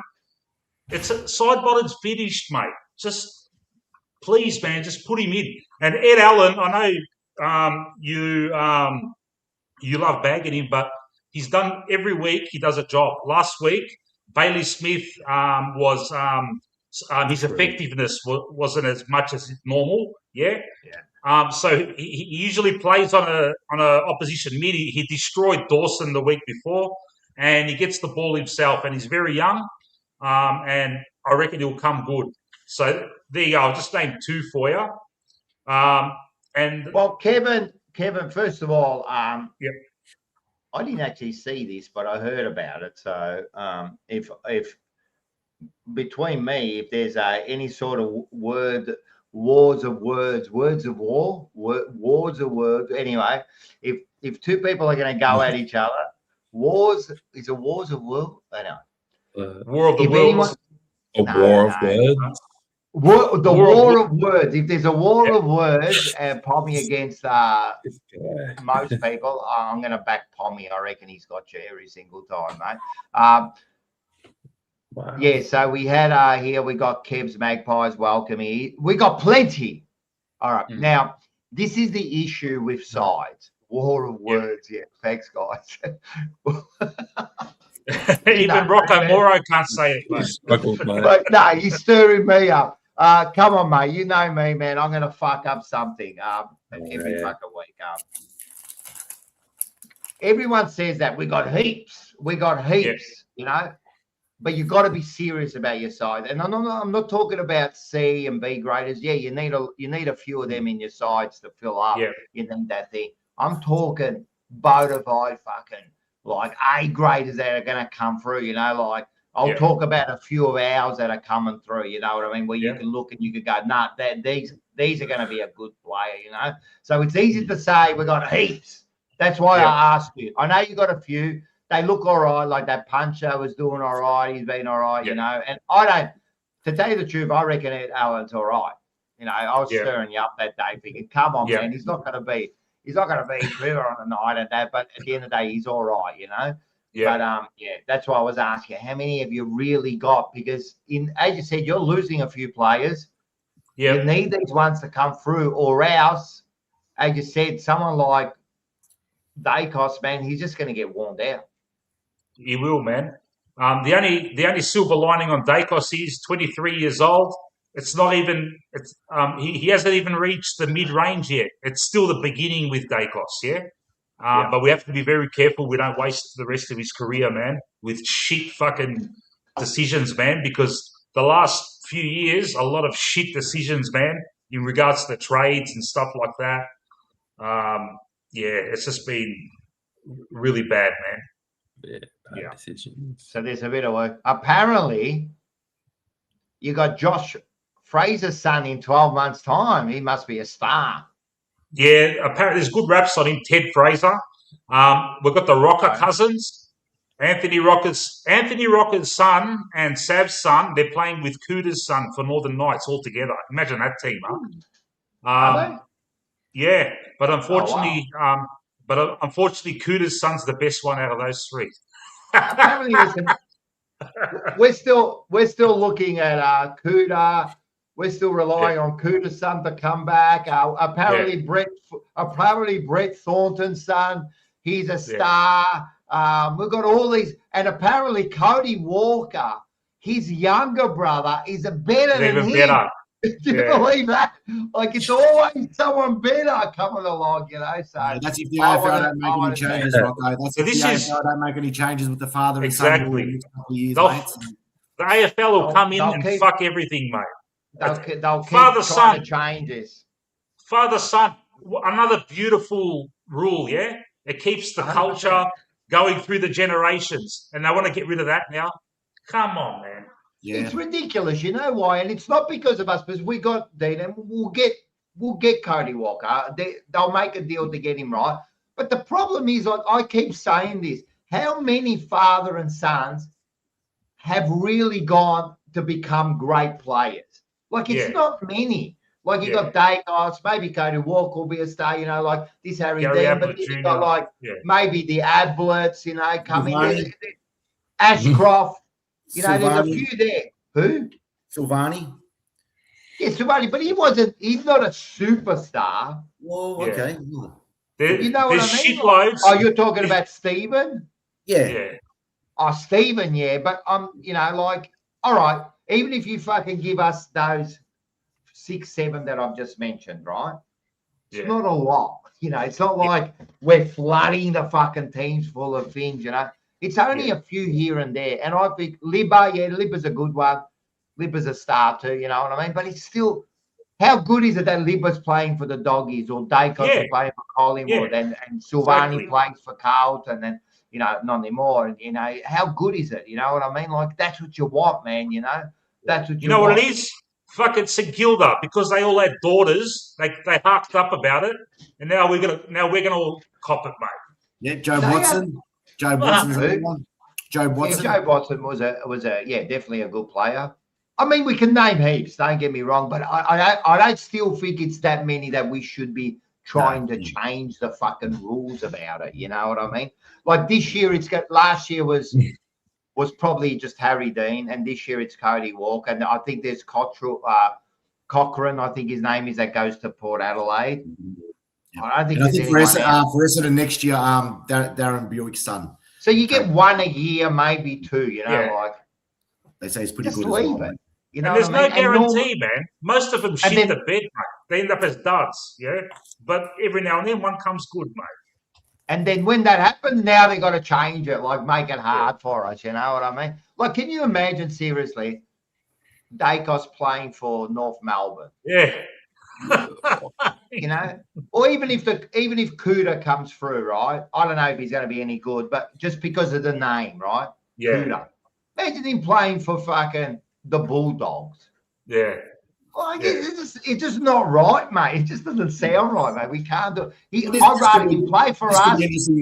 Yep, sorry, Rocco. This could be interesting for the chat. Name some players that have gone to another club, but they didn't suit the colours. You know what I mean? I'll give you an example. Paul Salmon going to Hawthorn just didn't look like a Hawthorn player at all. Shit. You know what I mean? That looks shit. I've got one there for the chat, so if they want to start adding some players to that chat, they'll get on it. Yeah. Silvani to St Kilda doesn't look right. Silvani to St Kilda. There you go. Doesn't look right.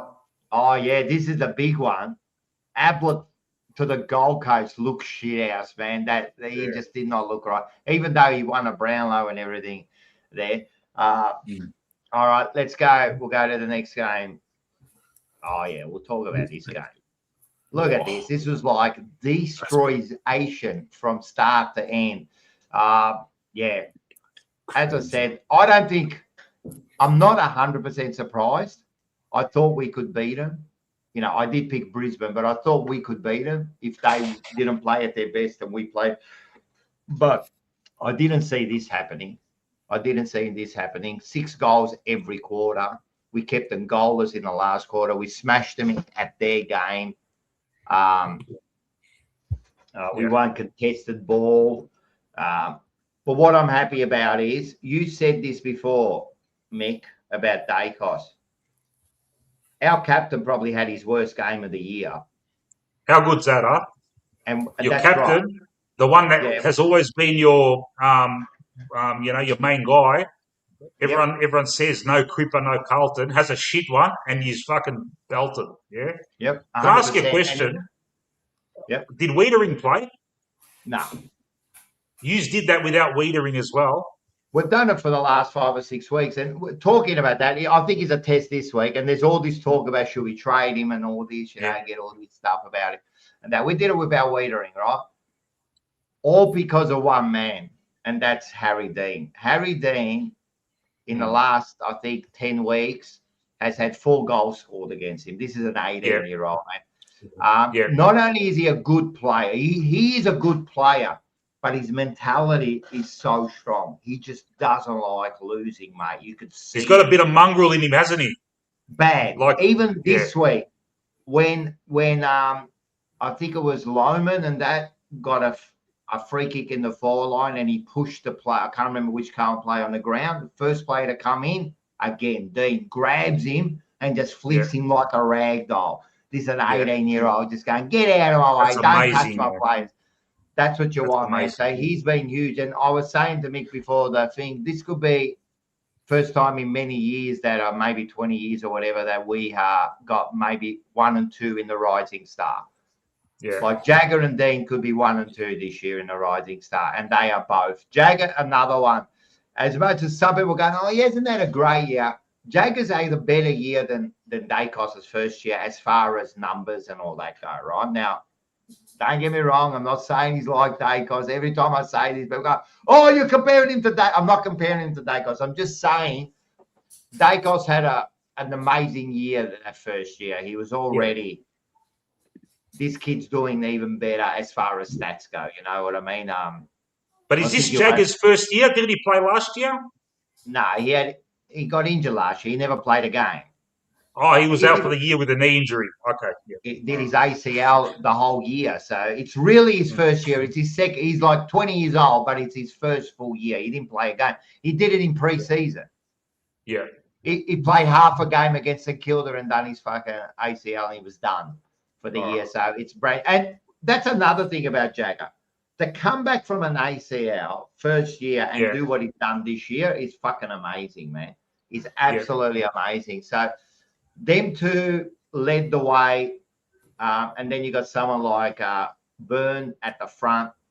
I think we've found our small forward we've been looking for. This bloke, not only can he's a machine, mate. Yeah. It's a machine. Mate, you guys were telling me Kemp was a fucking spud, mate. 5 goals. You know what it's like? I'll tell you what it's like, man. It's like your ship player there. Who's the one that we were saying, and he kicked a couple of goals against us? What was his name? The wing. Nah, not the winger. Yeah. Lipinski. Nah. McQuarrie. We were going, Macquarie will punish us. You go, he's shit. And then all of a sudden he had the game of his life, right? I still don't. The problem is he kicked 5 goals and he was straight this time. He was missing bad, for the last 4 or 5 weeks, like bad. And he cost us games, Yeah. The thing is, he's a good player, right? But he's not he can't be our main forward, bro. Yeah. If we're going to win a premiership, I can't see us winning it with Kemp as our main forward. Yeah. Right? And this is the problem. This is why we get upset with him. He's not our main forward, but he's a hard worker. He does okay. Yeah. You know what I mean? He goes to the contest. And mate, he had a standout game, man. All credit to him, man. He fucking killed it, man. He didn't miss.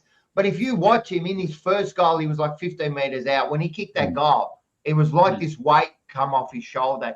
He himself didn't believe in himself, Yeah. He had a good game. And as I said, you got Byrne, who's a tackling machine. This kid, I think we found our Nick Watson, or is that his name from Hawthorn? I think we found our Watson. Is that good?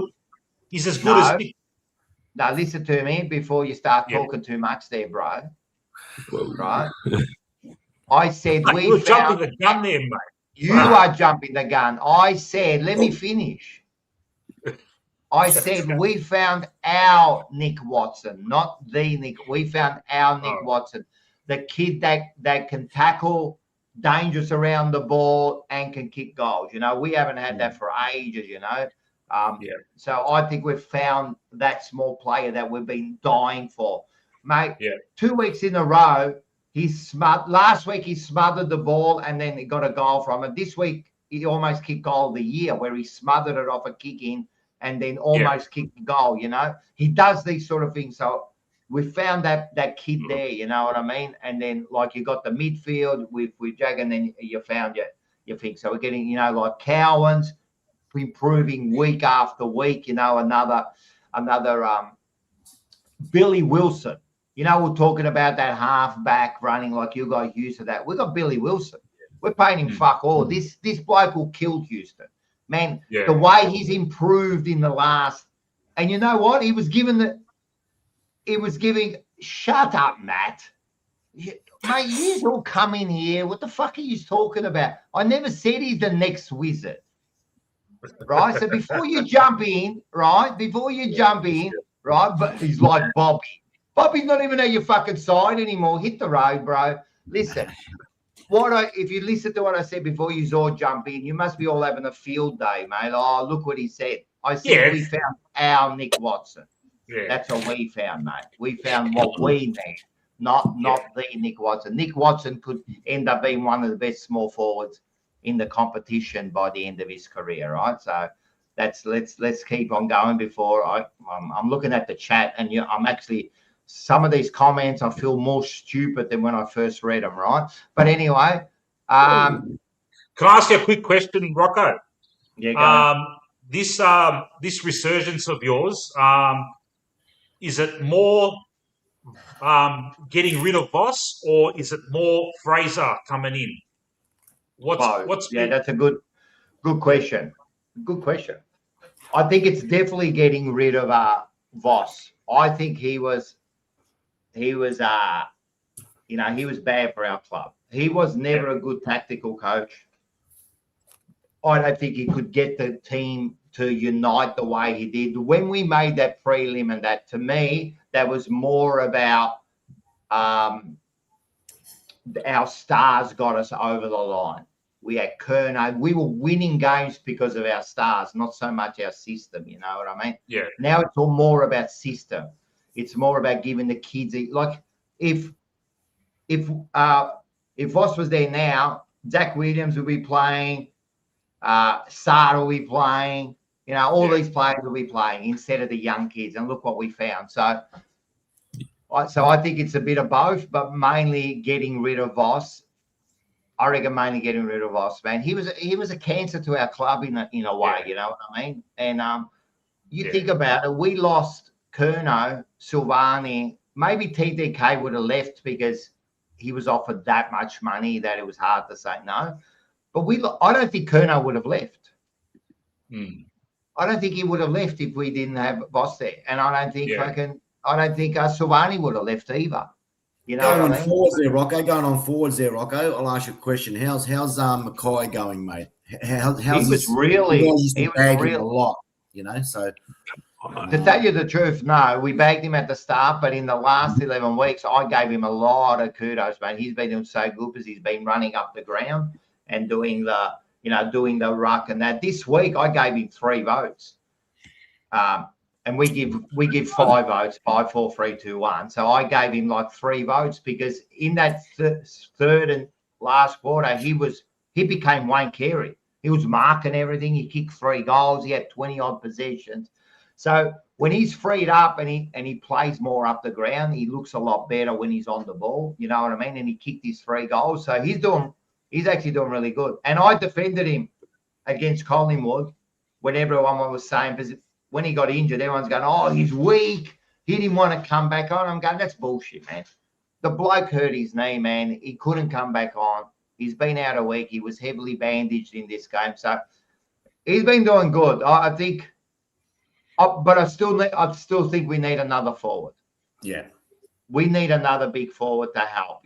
We can't go forward with Kemp and McGovern as our main forwards. It's not going to work for the long run.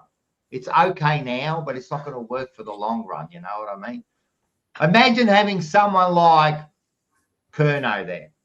Yeah. Wouldn't that be fucking good? Imagine having Kerno there now. So, no, look, I'm happy. I'm happy. I know Mick stirs me. He messages me and tells me that, we're celebrating mediocre, fucking performances and finishing 10th and that. What I'm happy with is, and I'll say this over and over, I'm happy with our young kids, right? I'm happy with the game, the sort of game we're playing, right? I'm happy the way the kids are playing. I'm happy the way the team has united. You know what I mean? That's what I'm happy about. If you asked me when we had Voss, I said, I want the young kids to be playing. I want to see improvement in them. I want to see a better, new, modern game plan. I want to see a running game plan. That's what I want to see, and that's what we're getting now. So how can I not be happy? How can I not be happy? You, this is a question that it's kind of like I'm comparing it to Collingwood. All right, so some of your young kids that Fraser's played more this year. Did you think that they were ready when you put them in, or were they so like the young kids? Yeah, like your Billy Wilson and your Byrne and the young fringe kids. Did you think they were ready? They were ready to go, yeah. No, and Voss wasn't playing it. Look at Mick, mate. Like he just asks fucking top-notch questions. I like this. Mate, that's why I'm here, mate. That's why you're here. I like this. Now with Billy Wilson.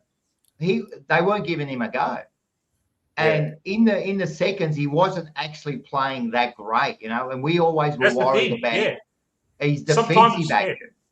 We were worried a bit about his defensive kind of actions, but we actually thought if he doesn't get a game for the end of the year, you've got to delist this kid because he can't get a game, man. But he wasn't being played with Byrne. We saw him in the preseason, and we were shocked he didn't play him in the first game. We're going, he played bloody he was playing that other bloody hack that we had, mate. That I don't forget his name. He was playing. What's going on? So I didn't think he was ready. Who else was there? There's a couple of young kids there coming in now. People like Lord, we always thought was ready to have a continuous role in there. So that some of these young kids we kept saying play them in, but with Billy Wilson, no. I didn't think he was going to make it. Yeah, and that's what happens. Sometimes these kids in the reserves they don't shine, but you put them in the seniors around better players, and they show something, man. Yeah. And that's why I asked you that question, Rocco, because we've got kids in the reserves that aren't killing it every time, but we know they've got potential, but Fly just doesn't play them, mate. He drops them for fucking, to bring back oldies, and it's just frustrating, man. But anyway, I agree. And this is what makes a good coach and a good coaching fucking like panel, right? Is those decisions. Those decisions. You've got to make them like, do we play this kid and do we like stick with him? You know what I mean? He might make a few mistakes, but we've got to stick with this kid because we believe we know what he's got. Instead of going the safe option and playing Saad. Now, Saad can't get back in. He's not getting over Billy Wilson now. It's done. His career is done, Even Zach Williams, he's not coming back in. He's not coming back in, you know what I mean? Only if we get like some major injuries that he might come back in, So, you're right. That's what makes a good coach. Bring in these kids and have trust. Selection integrity, man. Yeah. Selection integrity. And also give these kids responsibility. Like give them responsibility and say, right, this is your role. I believe in you. Play your game. Like, Billy Wilson is an attacking footballer. So he'll break the lines. He'll take that kick in the middle. I bet you I could find 10 times that he's missed the target and it's cost us goals, Yeah. But you know what he does the next time? He hits it again. Yeah. And that's what you want because that's the right play. You just fucked it up. But that's the right play because if you don't do that play, right, we can't win the game. You have to hit that target. If you get it wrong, don't worry, do it again. The other thing I'll say about Carlton, 10 weeks ago, 11 weeks ago, everyone's going, and we were the same maybe. We're slow. We're too slow. We're fucking slow tight. Do we look slow now? No, we don't look slow, do we? Because it's all about, like ball movement. It's all about structure. I mean, that's what it's about. Like The ball moves faster than feet. Yeah, you need a few quick players in there to break lines and that, but we don't look that slow anymore. Yeah. You know what I mean? And our team really hasn't changed that much. So what does Yeah. that say about Voss and Fraser all of a sudden? You know what I mean? When we're switching now, we look like we're doing it with purpose. Yeah. When we used to switch with fucking Voss, it was like slow as. Like Yeah. it's slow. I mean, the opposition knew what we were doing before we knew what we were doing. You know what I mean? Now, when we're switching, we've got 3 or 4 players ready to receive the ball, you know, because they understand the play, you know. So, so that's I it, noticed. man. Yeah, I noticed that against us, you were constantly trying to switch, and you fucked it up.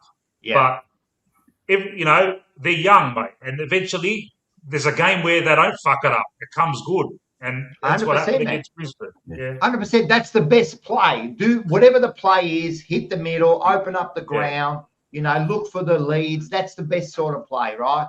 Wait for the handball, run behind, you know, switch the play. That's the best that's the best sort of play. Just keep doing it. Keep doing it. Like if you keep doing it, you'll get better at it. You know what I mean? You'll get more confident. You know, your plays will come in, you know. And look, at the end of the day, getting someone like a Dean in the back line and Jagger and Byrne, I'm just naming those, and Billy Wilson into the team and playing so well makes a huge difference to your team. Because now even the older players look like they're rejuvenated. That's what happened. And plus we forget, like we picked up Ainsworth, we picked up Haywood, and we picked up Florent for the Curnow deal, you know. Like they weren't all the Curnow deal, but from that, they're great players. Ainsworth is a gun. He's a gun, man. I'm telling you, he's not an A grader, but he's a B plus, you know. Haywood is also, he's such a good player. He, you know, he's a link up player. He kicks goals. Florent, mate, is exactly what we need from the back line, hitting targets and that. So those 3 players also said, when you think about it, those 3 youngsters, you add those 3 players to our side, all of a sudden we're playing a different game plan. All of a sudden we look like a different side, you know. But in saying this, we've still got work to do, man. I still think we need a good winger. We lost Carroll during the year with an ACL, and I think he's going to be our winger. He's a great player. He was leading all our votes before he got injured, right? But I still think we need a winger. We need another forward. You know what I mean? And maybe another midfielder. You know, I still think we need that. If we can get 3 A graders into there that fit those positions, I think all of a sudden we're competing for top 4. And you know, well, Carlton are playing some good football, mate. Don't get me wrong. You know, I hate to say this, mate, but Carlton. But to me, I'm not convinced yet, buddy. And I've been saying it for the last. No one's convinced. Until when Carlton nominate their coach, to me, then I'll see exactly where Carlton are at. But at the moment, it doesn't matter who we nominate a coach because you can see what the team is capable of. Yes, and as I said, those players I named, all of the players I just named would make your side easily. I'm telling you, all those players that I've named would make Collingwood's side. Most certainly do, but then you've got to look at where Sydney. So we've got a Sydney's at. Yeah. But you got to look at we've got a good list. We know how to play the game. We've got some A graders in there. We've got a couple of S tiers. Yep. You know what I mean? And that's the reason why I'm saying, Rocco, to be interested to see when you do nominate your actual coach, it'll be interesting to see where you guys are at. And you have got the cattle. So it won't matter, I don't think. First of all, I think we're going to get Fraser, but you saying that we're not the finished product, we know that. You know where we're sitting on the ladder, Mark? Yeah, I know. That's exactly right. Yeah, that's it. That's where we are. Like we're not sitting top 4. We're 10th on the ladder. That's where we are. We're a middle of the tier side. Yeah. But I am on top of the world because 10 weeks ago we were 1 and 8. Right? Yeah. All of a sudden we're looking like maybe we've got actually something to work with. Full credit to Carlton, mate. Full credit to Carlton because obviously they're doing all right. They're doing all right. See, I've got my Collingwood, I've got my Magpie Army Chronicles guys telling to like and subscribe for your channel, mate. See, I know. We look after each other here, I know. I said you are all good blokes on your channel. I spoke to you all blokes. You had a good I heard old you time. called us scumbags, man. Come on. Nah, you are all scumbags, man. What's wrong with that, man? I say it in a loving way, Mick. I say it in a loving way, man. Yeah, so anyway, enough about the Blues. We talked about it for too long. Let's talk about this bloke's been waiting in the corner here. Go to Tigers. Go to Tigers. We come from Tiger Land. Go see. Told you it's a I'm just bloody going to good go song. see Gino for 1 second. Go for it, man. Turn it off, mate. Look, I'm listening. we got the win. That's obviously pretty good. Clearly, we're not tanking. I meant to say it. I don't know if it came out last week before or after the show, but we were asked about tanking, and Uze said if you asked Nankervis about it, bet he'd punch you. So there you go. Clearly, we're not tanking. Yeah, look, it was basically the game that we expected. I mean, like when Dad was on last week, we chatted about it. It was a high turnover game. It was a lot of pressure. Honestly, if West Coast kicked straight, probably was their game to win. But I think like we did what we needed to do. We took our opportunities, and there was some really good passages of play where the ball movement was fast. It looked really crisp. Like, yeah, that last play with Lawler, like up the middle, like 2 or 3 kicks to a goal. That was awesome.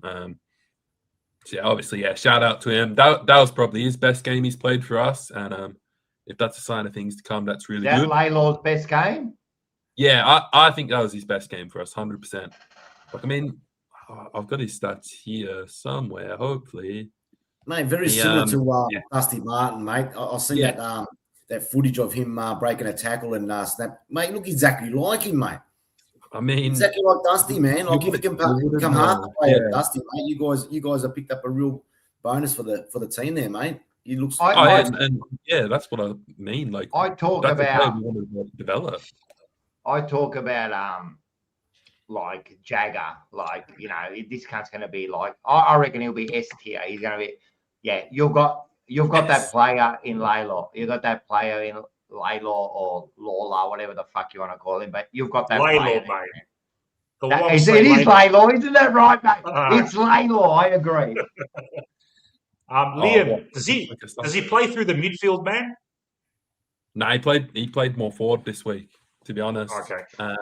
Like I was just going to get to his stats. Like he only had 13 touches, so you wouldn't look at, if you looked at the stat sheet, you'd be like, 13 touches, that's not a lot. But they were 13 very good touches. Like something good happened every time he touched it. Yeah, he was laying big tackles. He was setting up goals, kicking some really big important goals as well. That's why we went after him at number 1. He's an impact player. He can really change a game. That's what he did this week. So yeah, definitely his best game so far in his career. Hopefully, there's a lot more to come. But yeah, a lot of really good plays. Got to shout out a couple of those leaders through the midfield. Tim Taranto, Jack Ross, brilliant again. They've been super consistent all year. They'll be right up there. Our BNF, they were awesome. Even Hugo Ralph-Smith, he had probably his best game for the club as well. He's been a fringe player for us for a while, but yeah, he impacted around the ball. His clearance numbers looked good. Kicked a couple goals also, so that was nice. Kai Anand, mid-season draft pick. He moves really well considering he's 203 centimeters, so he's a big boy, but moves well for a key back and did a good job. Same as Ben Miller shutting down Waterman down there, which was nice. But yeah, look, it was the game that we expected. You could clearly see it was 2 bottom teams, but it was nice that we gave an effort. And as much as I say it's 2 bottom teams, like West Coast were trying really hard as well. Like it wasn't like both teams were just going out there, just going through the motions. Like it was a competitive game for the level that we're at. How's Grilge been going? Is that how you pronounce his name? Yeah, no one knows how to pronounce his name. I call him Girl. I reckon it should be pronounced Girl, right? But mate, you can't pronounce much right, so we'll leave it at that, Mr. Decisions, mate. All right. There we go. How do you pronounce his name? Tell us so we know. Grill. He's not in. Yeah, Grill. It's just Grill. That's it. Yeah. With no vowels. I don't get it. There's no vowels in his name. I'm not going We had a segment a couple of weeks ago, Mick, where it was called choose your player. It was on a couple of weeks ago. So I'm going to ask you one, Mick. Who would you choose out of Lalo or Jagger Smith on your side? Ooh, that's a good question. You know, that's a hard one. Look, Jagger Smith's is looking good, man. But Layla's got that dynamism, that dynamic sort of play that, you know, I don't want to compare him to Dusty, man. It's unfair, yeah? But mate, from what I saw, man, fuck, man. And it's not that he looks like him. It's the way he plays, too. It's uncanny, man. He's got that big ass, too, hasn't he? He's got that big, like, hips. Considering he's still like 19, 20, he's a big boy. Like, look, Jagger's got the runs on the board this year, man. Laylaw, I don't think he's played that many good games, yeah? I could be wrong. He's been injured too, hasn't he? Yeah. Yeah, I mean, he's been... Out of those two next year, say it was a draft or whatever the case may be, or trade, who would you pick out of those two next year to be in Collingwood? Jagger, yeah, because Nick needs a hand. Yeah. It depends on what he needs. That's an interesting question. Like, I think I've said it on the show before, but yeah, when we were going into that draft, I actually wanted us to get Jagger ahead of Lawler. I really did. I was like, I reckon he's the guy that we want. So yeah, read into that what you will. However, seeing what he can do for us, yeah, I'm pretty happy with what we've got. No, you can't be. They're both like 19, 20 years old. Yeah. Check again, 5 years, see where they're at. They'll both be two of the top players in the league. Exactly. Like it'll be more the question of which club's performing better again. Like I said, I don't just want the star player. I want the best team, as I'm sure Rocco would with Carlton. We want the best team. Exactly. Yeah. And for the chat, guys, Renee Kink from Collingwood to Essendon. Just one of those. Sorry, Mark, what was that? Just for the chat, we're talking about players that have gone from one club to another. So Renee Kink played for Collingwood, and he looked quite funny when he went to Essendon. Oh yeah, 100%. Yeah, 100%. Oz, thanks for the $5 in the super sticker. You've been a star tonight, mate. We love you, man, and we'll see you at the game next week. I'm sure you'll be there. He could be one of the most unluckiest players. You can't lose 4 grand finals with Collingwood, then you go to Essendon and lose another grand final. Far out, mate. He lost 5 grand finals, mate. Poor guy. Sorry. They're so pretty happy with the performance there, Liam. Look, it's nice to get another win. As I said, I was going to mention the couple stats. Now, Uze has 10 wins as our coach. 4 of them are against West Coast. So there you go. I'll ask you a quick question, Liam. Richmond really should have won that game regardless playing at the MCG against West Coast, yeah? So I remember we were talking about you got to beat those sides that are around you. If Richmond had lost that game, would you have considered maybe they might have been possibly tanking? Well, you would have absolutely been asking that question. But to be honest, like, if West Coast had kicked straight, we would have lost that game 100%. The thing to me was more like 2 weeks before, obviously against better opposition, it really looked like we'd packed it in and we weren't trying. Like, at least with this game, we tried. If West Coast did, kick straight and did beat us. 19 points. Was it 19 points? Not 19 points. Was it 19 points that they kicked West Coast? Wow, yeah, they kicked 9 goals, 19. Yeah, 9 goals, 19. That's significant. That's a lot. That's a lot of points, mate. That's crazy. You watch them against us, mate. They won't miss, mate. They'll kick 19 goals, 9. They'll kick 19 goals, 9. That's why I backed this week. They won't miss. I still think West Coast are travelling okay. They're travelling okay, man. Yeah. They're not a bad side, man. So. And you know, they let us in a lot of key statistic areas as well. So that's all I can say. So did Brisbane tank? Yeah, they probably tanked because they won 5th position. Tanking for 5th. Yeah. It was a good win. As I said, like for you guys, doesn't matter if you finish last, second last, third last. Like you're still going to get a good pick, and I think wins are important. Wins are important, man. They're just important for the team morale. You saw that a couple of weeks ago when you won, like how the players need that. They need to win, man, and you have to keep winning. Forget about like if teams that tank, it never works. It never works, man. Like if you tank to get a player, well, there's no guarantee you're going to get the. Like you just asked it now, Mark, right?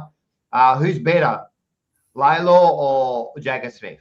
You just asked it. They're from the same draft, right? Who's better?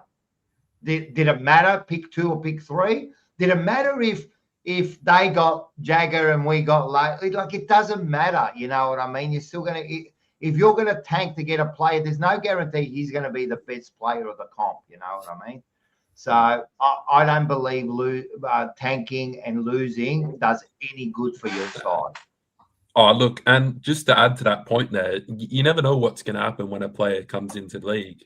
Like Jagger looked like he was going to be a star, but he missed all last year. And like you said, with an ACL, yeah, the fact that he's been able to recover after that is impressive. But like you could have wasted a top draft pick on a guy who got busted an ACL and never became the player. And then you're not even sure if he's going to come back from that. I agree. But yeah, and as I said last week as well, I don't like the idea of tanking. I don't want to tank. I think we play to win. We want to be a good team. That's the job. The fact that we're going out there to intentionally lose games, I don't believe that teams do it. I don't want my team to do it. I agree. I want that. Yep. I agree, man. Just do it and then let the draft be the draft. You know what I mean? Like, for example, like, should we tank and make getting our pick for Cody Walker easier? Should we tank? No. And finish 11th and finish 12th? Get the discount in points, guarantee you pick up. Should we do it? I believe no. I believe we win as many games, try to do, because you don't know when your opportunity's there. You don't know if we, I know this is going to sound stupid, but you don't know if you could win the grand final this year. What if you have a remarkable 5 weeks? Remember the Dogs when they did it in 4 weeks. But what like who's to say that you make 10th, right? Like you think about it, we're second on the ladder in the last 11 weeks. Like even Fagan said about us, he said we went in with no delusion that Carlton were one of the form sides going into this game, right? So you can't play with form because you just don't know what's going to happen, right? Now, don't get me wrong, everyone's going to now clip me here and say, oh, he thinks he's going to win the grand final. I'm not saying that, but you can't do that hoping to get a good draft pick. That's not going to guarantee anything for you. I'd rather win, and then just when it comes time for draft, you deal with it the best possible way you can. You know what I mean? Even if you get the best player in the world, that doesn't mean you guarantee you're going to. Like, Collingwood have got Nick Dacos, probably the form player in the competition. Yeah. You know, they've won one flag, you know, like no guarantee they're going to win another one. And they've got the best player in the comp at the moment, you know, like. So, all right, but talk about at the bottom of the fucking tank, you know, where all the shit just sits at the bottom. You know, that part there? Let's talk about that. Another 70-odd point loss. Look, to tell the truth, I didn't really watch the game, so I'm going to rely on you, Marco. But it pretty much they had you in control for the whole game, correct? Yeah, they pretty much did, Rocco. Maybe the first, say, 10 minutes of the game, we actually kicked the first 2 goals. And I thought, oh, yeah, you know, we might come out and play today. But, you know, obviously Adelaide, once they got in front and they kicked a couple of consecutive goals, we couldn't hold them back. But I do want to go on what Jezza said last week, Liam, about having the young players playing every week and choosing them to play, that it might affect them due to the fact that we're getting smashed every week. And he did bring up a really good point about that. But I'm going to get to a stage where I'm going to say to myself, well, yeah, that can happen. But, if you've got experience and leaders that are not going out there performing, we've got no other choice but to put these young players in the team. So, and I could just, mention a couple of them that I'll probably mention all year, but obviously Merritt and really look like they're going to be going somewhere else. So they just didn't look interested in the game at all the last couple of weeks. Obviously, we've got our experienced players in Mackay, Parrish, Perkins, Cox, Jones, Gresham, Setterfield, Guelphy, McGrath as our captain, Redmond. These are our experienced players. They should be playing every week, with these young boys, and they're not performing. So, unfortunately, we have to, put a side together, and these young kids are going out there getting belted every week. Hopefully, this can turn around for next year. But I can see where Jez is coming from, and it's certainly affecting us. But in the limelight, I thought Sam Durham again. This guy just commits 100% every week. He just goes hard at the ball. I certainly believe he should be our captain. McGrath, I don't see him being a leader or a captain. Give Durham a go. Peter Wright, obviously kicking 6 goals, 1 he kicked. But I don't believe he's assisting Nate Caddy. He's not showing him how to lead, where to lead. It's more for himself more than anything else with Peter Wright. So credit to him, kicked 6 goals. But all in all, again, very disappointing. Adelaide got that momentum. They got stars all over the ground. I think they had a couple of injured players as well. So it really went to show that if they did have a full list, we probably would have got close to 100 points of a belt. And so, it's happening every week, unfortunately. I'm getting sick of it. Although I still continuously sit there and watch them. But it's getting to a stage where we need to get this year out of the way and start the rebuilding phase for next year. So there's not really much more I can say, boys, but very disappointed. And, I was at home. I thought we would have given up a better performance against Adelaide, being an interstate side. Crowd attendances are becoming lower and lower every week now, so that's not a very good sign as well. But, again, just comes down to above the shoulders, I think, boys. It's all about the shoulders because, once that opposition team starts to get in front and get some momentum, there's no belief that we can come back. Where a few years ago we'd certainly, give it a crack and, get a couple of goals our way and the game can change. So I believe still 100% above the shoulders, as well as our experienced players are not. I don't even know if they're probably at a stage where they're thinking they're not going to be around next year. So. I really don't know what's happening at the moment with these players, but it's certainly not showing on the field. So we need to make some drastic changes. I've been saying this all year, to be honest, for next year, and hopefully we can start rebuilding with a new coach and start creeping up the ladder. And a new coach. Yeah, well, we need to announce that straight away. How many players you reckon you need to delist, trade by the end of the year? Well, those players there I would consider, but you can't get rid of all your experienced players, Rocco. So no, I'm just talking about other players. At least half of that. I believe we've had these players like Cox and Jones that they're coming in and out of the side every week, mate. You can't have that. They're experienced players. You can't drop them in the resis and go back in the seniors 2 weeks later and not perform. That's what's pissing me off. They're not performing. They're not showing these young kids how to play football. So I reckon, honestly, someone said 30%, but it'd be close to. Merritt's going to go. Ridley's going to go. So there's 2 players there. Mackay can't even get a game in the seniors. Darcy Parrish looks like he might be going as well. So there's four players there. So Setterfield's just about gone. Guelphy's gone. So most of them Ben McKay's in the reserves. Sorry, they're all playing in the reserves, mate. Guelphy, Gresham, we paid big bucks for that player. Mason Redmond, he has a crack every week, but he's not doing what he used to do years ago. Yes, and there's a lot of players out there that they should be on. What about this Kako? He's talking him up like he's the next fucking. That's a confidence thing, Mick. There was a viewer last week that asked that question. What do you think of Kako? And he'll be 20 meters away from goal, mate, and he's like trying to find another player to hand pass it to in a better position. Mate, you're 20 meters out. Look, it's like kick the fucking goal. And that's confidence, you know what I mean? Because he's a sneaky forward. So that just shows the confidence of some of these young kids that if they're in a strong team, that, Kako would have kicked 2 or 3 goals a game. Yeah. But you see him and you're thinking, mate, you're 30 metres out. You've got the ball. You're pretty clear, but you're looking to hand pass it to someone in probably a worse position. So I believe that, Mick, that's a confidence thing. You know, you're there to kick goals, mate, and not set up goals. And once he gets that, and like I said just before, mate, it's above the shoulders. It's all above the shoulders, mate. Once you get, like with Carlton, once you get that going, we'll be saying Kako is, you know, a brilliant player. He has got the gift, but he needs that confidence, mate. Yeah. And putting him in the reserves, I don't know if that's going to help. To be honest, I don't know. The problem is someone like a Kako, right? Seriously, you need midfielders, defenders, wingers. Someone like Kako, a small midfielder, only gets a certain amount of opportunities. Correct. Like he could be out of the game. He could only get 3 or 4, but he has to capitalise. Kako's not even going to get that sort of.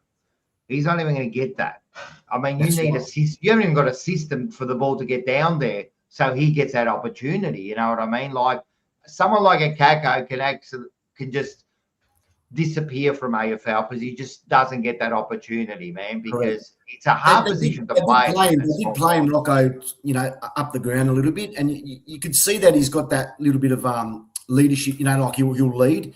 And that's who we need. We need a player that can break the lines, you know what I mean, and just bang, take the game on and you know, create a bit of danger, you know what I mean? So we haven't got any of those players. We used to have them, you know. We used to have them breaking the lines, taking the game on. I think McGrath does it a couple of times, but he just turns the fucking ball over. Seriously, I know we stir you a lot, but you really have the worst list in the competition. There's no worst list. There really isn't, because when I look at your list, because I had a look at your list so I can. I know that players can come up. Don't get me wrong. You might get a player like for like a Billy Wilson for us, and all of a sudden, you know, you're going to get 1 or 2 that are going to do that. But overall, who are your A graders and ones who are going to turn into A graders? There's not many there. I'm telling you, really, your recruiting, and that has been disgraceful. And then you picked up players like, for example, Mackay. What do you do with Mackay next year? Like, seriously, that's a big problem for you blokes. You've got like a $1 million player, and he can't even get possessions in the fucking reserves now. Yeah. Like, so what do you do with him? Because no one wants him. No one's going to pay $1 million for him. Yeah. So and he was fucking shit at North too, man. I don't understand why you threw that much cash at him. Yeah, it was a big mistake. That was, but you got to blame your fucking recruiters for that. Yeah, that's spot on, Rocco. That's something I think you can look at, mate. There's something went wrong there along the line, and we're paying for it now. So you know, you can only keep on being positive about it and continuously support your club, because that's what I'll do, and I'll always do it regardless.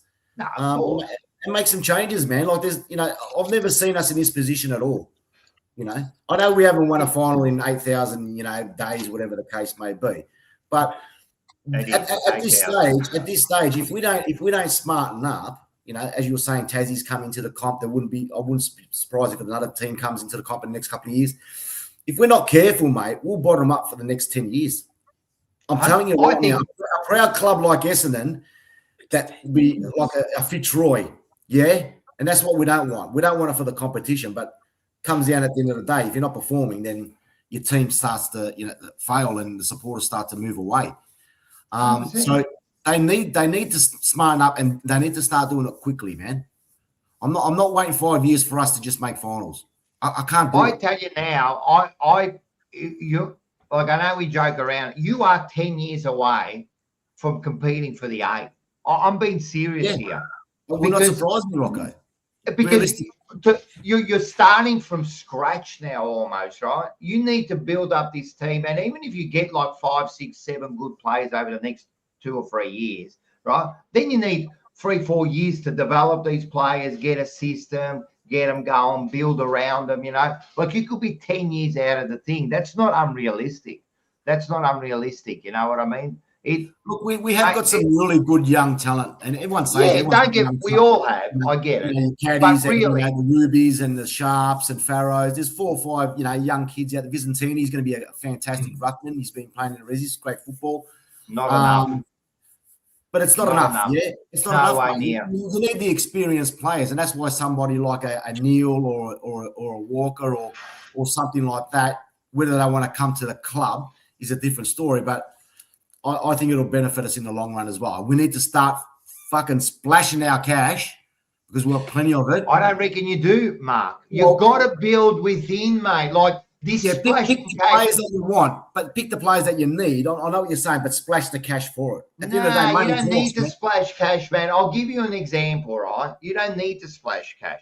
I'll give you an example. You know, for example, North Melbourne picked up that Sydney player. What's his fucking name? I'm bloody losing my mind, man. He plays for North Melbourne now. He's experienced. Someone will know in the chat. Who? Parker. Yeah. That's the perfect player you could pick up for yourself, right? You don't need to. He's not on big money. This bloke will be on 300 or 400 grand, right? He's a gun for them. Not only is he a good player, right? He's teaching the young kids, right? This is, I think, when you go, we need to splash the cash. No, not now. You need to build a side, mate, with young kids and start building them and start building within, you know. And then later on, I would be adding not a Neil. You're not. Why are you paying 1.1 for a Neil? Like you should be paying 500 grand for like a premiership player that's you know like at the end of his career, get him in. Yeah, Luke Parker. Now everyone's telling me. That's what I'd be doing, you know. No, you're spot on, Rocco. It's a combination of that as well. Don't get me wrong. And then later on, maybe pick up, you know, a big gun for like 1.5 or something, you know. But yeah, man, but if we're cashed up, Rocco, why not spend the funds to cash up and go out and you know go and poke some players that you want to go and get. I mean, it's not going to help you. It's not going to help you. There's nothing wrong you with get that a Butters in your side, it's not going to do nothing for your side. Nothing. Zero. And you've spent $2 million. It's a combination of both. Like I was saying, if you go out and get a Walker, you're not paying him $1.1 million, are you? You know, he's there to come. But what I'm saying, you've got to build, like you can't be looking at a Butters or a Neil or a, you know, you can't be looking at $1 million players. I don't believe it, but you're starting at the bottom. Like, to me, Butters will do nothing for your side. Nothing. Until you build around him. It's like Dacos. Look at Collingwood. They've got 10 times a better side than you, and Mick is stressing out that Dacos has got no help. Imagine putting fucking Butters in your side. You've got Merritt, who's probably one of the top fucking midfielders. He looks like a banana at the moment because he's got no one around him. You know what I mean? So that's my opinion. What do I know? I'm just a dumb wog from Red Bull. Merritt's another story. You know he wants to go. You know what I mean? You know he wants to leave the club. Yeah. But what I'm saying makes a big difference if your heart's not there. You know what I mean? And that's a big loss to us, Merritt. Even though he's playing, but he's not playing for he's playing for himself. Not even that, really, to be quite honest. Build the side, mate. Like I'm not us, saying for we're not building example. a side, but if we can go and get Butters, why not? If we're losing Zach Merritt, why not get Zach Butters as well as go out For $2 million for a side that's at the bottom of the ladder? Why not? If you've got That's the cash no good going for in. him, and it's no good for you. Well, that's his choice. He might decide that he wants to come to Essendon for the money. Players will go for money, mate, Rocco. Yeah, it's all changing football again, brother. Yeah. Right. See, this is what I mean. This is what I mean. Your mentality, I'm worried. No, I don't give a fuck, but I'm worried. Your mentality is Essendon's mentality. And I'm telling you, you'll be at the bottom for 20 years and you've paid. You just did that with you did it with Mackay. You're just admitting it. And then in the next breath, you say, yeah, well, why not grab a Butters? I think Mackay is a little bit in a different league as well. Why? That's, you know, Why? You picked up a $1.5 million player that you pay for, right? That's no value to your side. Butters is no value to your side. I'll tell you right now. Butters will do nothing for your side. What do you think? If you get Butters, where do you think you'll finish? 17th? Like, you've got no other midfielders, bro. Your midfielders, if you get your list, right, and be honest with it.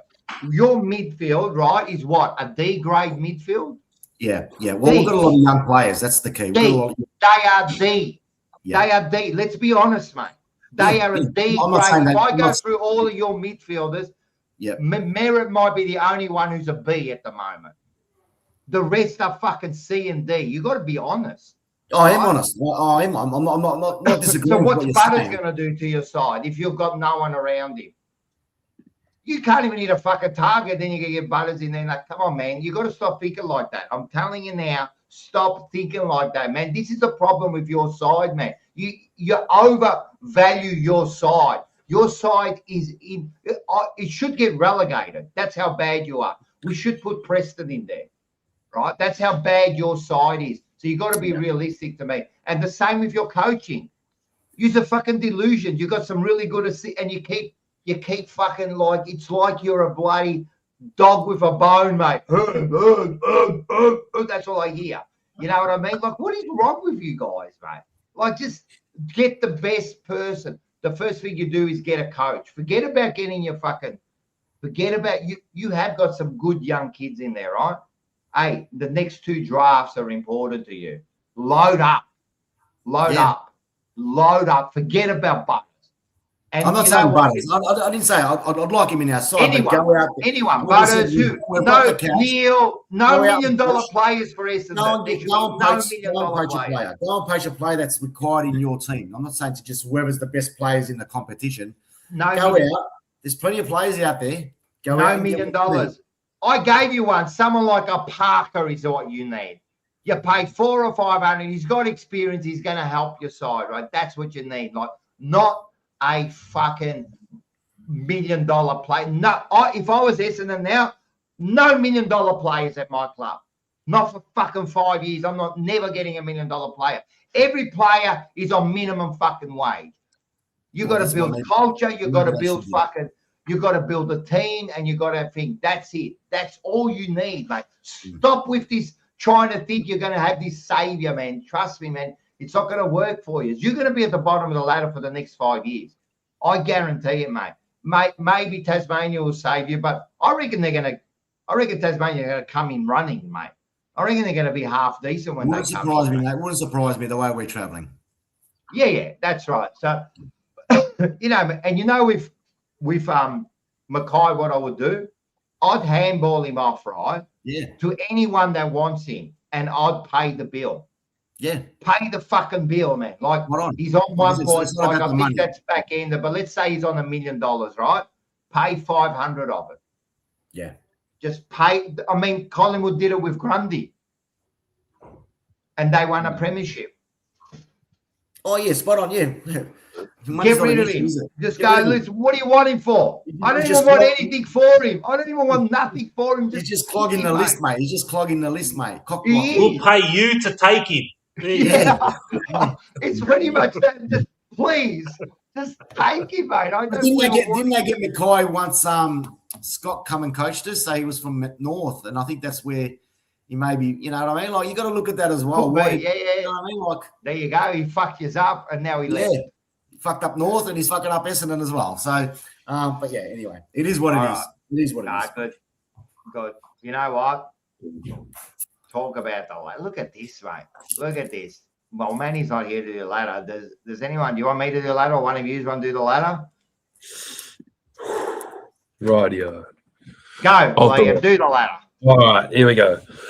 Ladder. So Fremantle, they've locked up top spot. They'd have to lose every game very badly to drop. So well done to them. They can't rest any players, unfortunately. Sydney a second, but they look a little bit shaky. I don't trust them. I like Hawthorn at third. Then it's going to be an interesting battle for those last few spots. Geelong have a really interesting run. They may be 7th at the moment, but Melbourne's got a couple tough games. Brisbane got belted. Adelaide, who knows what they can do. Then, to be honest, those two teams in the wild card, I reckon we could see a Collingwood-Carlton matchup. I really can. It's exciting to think, you guys. I don't know. St Kilda's no good. They should be lower. Who knows what you're going to get from the Giants. Then, North, Gold Coast, disappointing seasons. Then you've got the bottom 4. Most importantly, Richmond's out of Essendon. That's all that matters to me. We're not last. Going on that ladder. A surprise team in the top 10 at the moment is Melbourne, to me. Yeah, I think Melbourne surprised me, and disappointing would be probably St Kilda. 100%. So they're the two there that concern me. You're spot on, man. Gold Coast more than St Kilda for me. Okay. I was expecting Saints to miss anyway. I thought Gold Coast were doing well. Yeah. Or we're Yeah, going to. yeah, no, you're right. Especially the way Gold Coast started. St Kilda for spending $20 billion, and they're going to miss out on the top 10. And you're right Even- about Melbourne. Melbourne Yeah. got rid of Petrarca and fucking Yeah. Oliver. Also, new coach. Stephen May, The king of coach. coach. Right, they got rid of their fucking president, I think, whatever, and now all of a sudden they're flying and playing some really good football. So that's what some smart moves and a good coach can do to your side, mate. I'm telling you, they will do some damage in the finals, man. They're on bloody what, 10, 12 wins, 13 wins, whatever they're on. So at the moment, if it was the finals right now, would be would be Geelong playing Carlton. Is that right? Yep. And we'll And win Western that. Bulldogs and Collingwood. Oh, big game. Yeah, that's right. They'll be playing for the wild card. Yeah. You know what? I want Carlton Collingwood in the first final. And you know what? At the AFL, I want Collingwood in that. Oh, yeah. Fucking oath. The AFL control everything, Rocco. Remember? They control everything, mate. This is why I reckon it's going to happen. For some reason, if we win, I think if we beat St Kilda, we'll make the wild card. I think we're done. I think if we can beat St Kilda, we'll make the wild card, right? So that'll give us 10th. If we can beat the Doggies, maybe we'll finish 9th. Usually would have to finish 8th. Yeah, mate. I'm telling you, first week of the wild card round, Jesus. Bring it on, mate. Oh, yeah. I want it. I want it. I want it. I've always got So the out. You know how I'm always against the wild card. If we lose, I'll just You say don't care. whatever. You It's don't the care. wild Yeah, card. Who gives a fuck, mate? It's a joke. I've got mate. an It's a out joke too, game. mate. I've got an out too, because if we win and we lose, I just go, well, we were 1-8, mate. We weren't even supposed to be there, mate. So for us, it's all bonus. So whatever happens, I'm telling you, I want it. I fucking want it so bad, mate. That'll be sick, man. And I don't care. And naturally, you know, you wanna go as far as possible, but mate, if you could win that final, if Carlton could play Collingwood and win that final, that would do so much for the group, for the young kids, that you start to set yourself up for 27, 28, 29, yeah? So Rocco's get ready, getting Mickey premiership boy. visions, mate. I'm I'm telling getting you, mate. He daydreams premierships, mate. You never know, Mickey boy. You never know, mate. You never know. Oh, mate. Nah, it's all good. It's all good. All right, let's go. Next week, big games. First one. Fucking hell. You I'll go be first. Oh, I don't know. Are you? I oh. don't know. We'll do it anyway. Little Archie Roberts there. You might. No, you would be last, wouldn't you? Well, we normally are. But Sunday anyway, at we'll go. 4:50. We'll just go to you guys. All right. You Get just the finished moment. playing. You just finished playing Adelaide, and now you play Geelong. Go for it. Anything can happen, Rocco, mate, this week, man. Anything can happen, mate. Again, there could be records broken and everything, Mick. Liam, mate, fucking God knows. I really don't know what's going to happen this week, but Just forfeit, man. just forfeit, man. Just, I don't know. Just, you know, the only thing I can suggest, really, honestly, is just play football. Just play some normal fucking football. You know, again, we're just going to go back to just bring some players, just make some changes again. I reckon give Sardis a go. Archie Perkins, give him another go. Vicentini, like I was mentioning before, young ruckman. McMahon's been playing great football in the reserves in the forward line. Give him a crack. I've actually been watching the reserves lately, Rocco. I think they've won 6 in a row. They're sitting 10th. So looking forward to this week's game against the Magpies, Mick, at Windy Hill. To try and Good old try and- Windy Hill. Good old Windy Hill, mate. I love going there to watch the football, so I might actually go this week and watch the That was Rizzies. the How funny is that? I'm going to watch the Rizzies That and is not the going to watch the worst Slings. suburban ground in the fucking Yeah. world, man. Yeah, it is pretty Always scary. Yeah. windy. It's Yeah. disgusting. Yeah, Windy Hill, mate. Don't we love it? And so hopefully the boys get the points done in the Rizzies. Apart from that, good luck to the Essendon Football Club this week against the Cats. And if we can play some football above the shoulders, Mick and Rocco, the Bombers will come up by 16 points. And it'll be the biggest upset. It'll be the best, not the biggest upset for the year. It's going to be the biggest upset in AFL, VFL history. I'm not a betting man, but put $50 on the Bombers this week, mate. Now. They're playing $19, mate. $19 to win. Far So. out. It's worth putting $10 on that. Hey, listen, only And bet also with Lucas, yes, sorry, Rocco. Lucas said that if we do beat the Cats, mate, he's on the show next week, Starker. So No, you boys, I did say that. So regardless of what happens, I reckon we'll get Lucas on next week. We're definitely going to get him on next week. But I don't know if you saw this, Mick. Lucas said that if the Bombers beat Geelong, he will come onto the show naked. Now, I know it's not what we want to see, but unfortunately, a bet is a bet. So next week we could see, he said fully naked. So I don't know what to expect, man. Yeah, but it's not the chances of that happening is like, mate, the chances of fucking. I'm telling you now, this is the first time in history I'll be going for Essendon this week, right? Yeah. Right. I'm going to see those. Can't wait to see those hairy shoulders, mate. Go for it. If you're a betting man, mate, go for it. I want to see this, man. I got to see that, man. I want to see him in the mankini, right? I want to see. Look, hey, and if you do want some entertainment, seriously, watch Lucas's watch along because he's very entertaining in the watch alongs, isn't he? Oh yeah, goes off. Yeah, and if they're losing, yeah. So I just wanted, I can't do it, but I want to see it next week. I need to see that. I need to see Essendon win this week. Next one, I think we're going backwards here, but anyway, we'll go to Saturday. Also, this is a Saturday night game at Adelaide. You're playing fucking hell. You're playing Adelaide now. Jesus Christ. This could be a hard point, another one. Adelaide. Yeah. Nah, look, we got our win. We got off the bottom. We've done our job, and I like Adelaide. I'd like to see them do well. So we're just going to help them out along this week.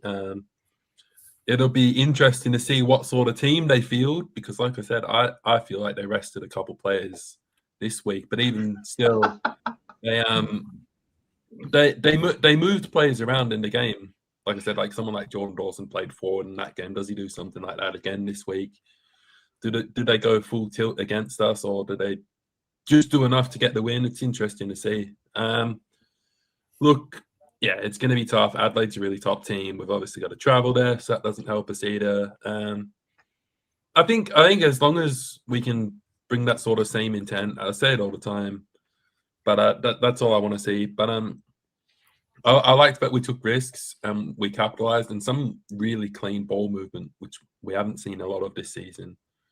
Like, actually linking up some proper good chains, moving the ball, making the defense work, splitting the defense a bit. That's something that we need to try to do this week. Let's challenge them. Let's take them on. Yeah, realistically, they're probably not expecting too much from us, but that makes us dangerous, hopefully. So let's see what we can do. Why not? Sorry, mate. You're going to get slaughtered. I like it. Now, we did have Rocco Moro. I don't know. Let's have a look at this. I didn't do the things. Who is this player? Harry Armstrong. Not even. Does he play? He got injured like very early in the season and has not made it back. So. I think Bo's just chucking players in there that don't even count anymore. Like, well done. All right. So there you go. At least it's a Richmond player. Thanks to Oz. Essendon are 11th on the VFL ladder, Mark. Well, mate, there might have been some games after Essendon. They won. They were sitting 10th, and now obviously maybe there was other teams that were playing after them. Sorry, Oz. There you go. 11th. But they're doing okay in the reserves. They're doing okay. We're second last. We're 21th out of 22 teams. Wow. Fuck. So you not even in the. we're equal last. We're only ahead on percentage. Wow. Hey, where's Tassie? Does anyone know where Tassie is on that ladder? 6. Far out. 6. Well, they grabbed one of the Essendon players, Jai Menzies from Essendon. I think might be even captain there. Mate, he's killing it at the moment in the reserves, mate. Killing it. Absolutely killing it. There you go. Why'd you let him go? That's exactly right. Jai Menzies actually looked quite promising at one stage. You know who would have been a good forward for you? Patrick Voss. Imagine having Patrick Voss in your squad. Wait a sec. He was in your squad, then you weren't playing. He won our best and fairest in the reserves, and he didn't play one game all year. How do you fucking work that out? Best and fairest in the reserves and did not play one senior game for the Essendon Football Club, and he goes to fucking Freo, and there it is. Could win a flag. Imagine he'll be like thanking his lucky stars, wouldn't he? Think about it. Like he couldn't get a game. He'd be thinking, this is shit. All of a sudden he gets traded and now he could be playing in a premiership. Imagine that. All right, here we go. Sunday at Optus. You are the first game. You were, because we're playing on Sunday, Carlton and Collingwood. Optus Oval, 4:10, so it's the game before ours. We're bloody playing at night. I don't know what's going on there, but you should win this game. It's not that certain, man. It's not that certain. West Coast always come to play. Mate, they'll treat this like a grand final like they did earlier in the year. We only beat them by 10 points. With our injuries, we're looking at making probably about 4 or 5 changes for this game. Look, we should win, but fuck, man. I wouldn't be surprised if they get us, man. What are you looking for? Seriously, on a game like this, right? You're sitting 9th on the ladder, right? You should beat West Coast. You're traveling. Yeah. You're a good traveling side. Let's be honest. Probably the best traveling side in the competition. Let's be serious, right? What are you looking for in a game like this? Well, we're going to be down back. We've lost Howe, we've lost Maynard, we've lost Perryman. So we've only got Frampton and Puncher, who's probably playing his 4th or 5th game. He's going to be asked to be the second big man. We're going to bring someone from the reserves, probably a first gamer maybe, to help him out.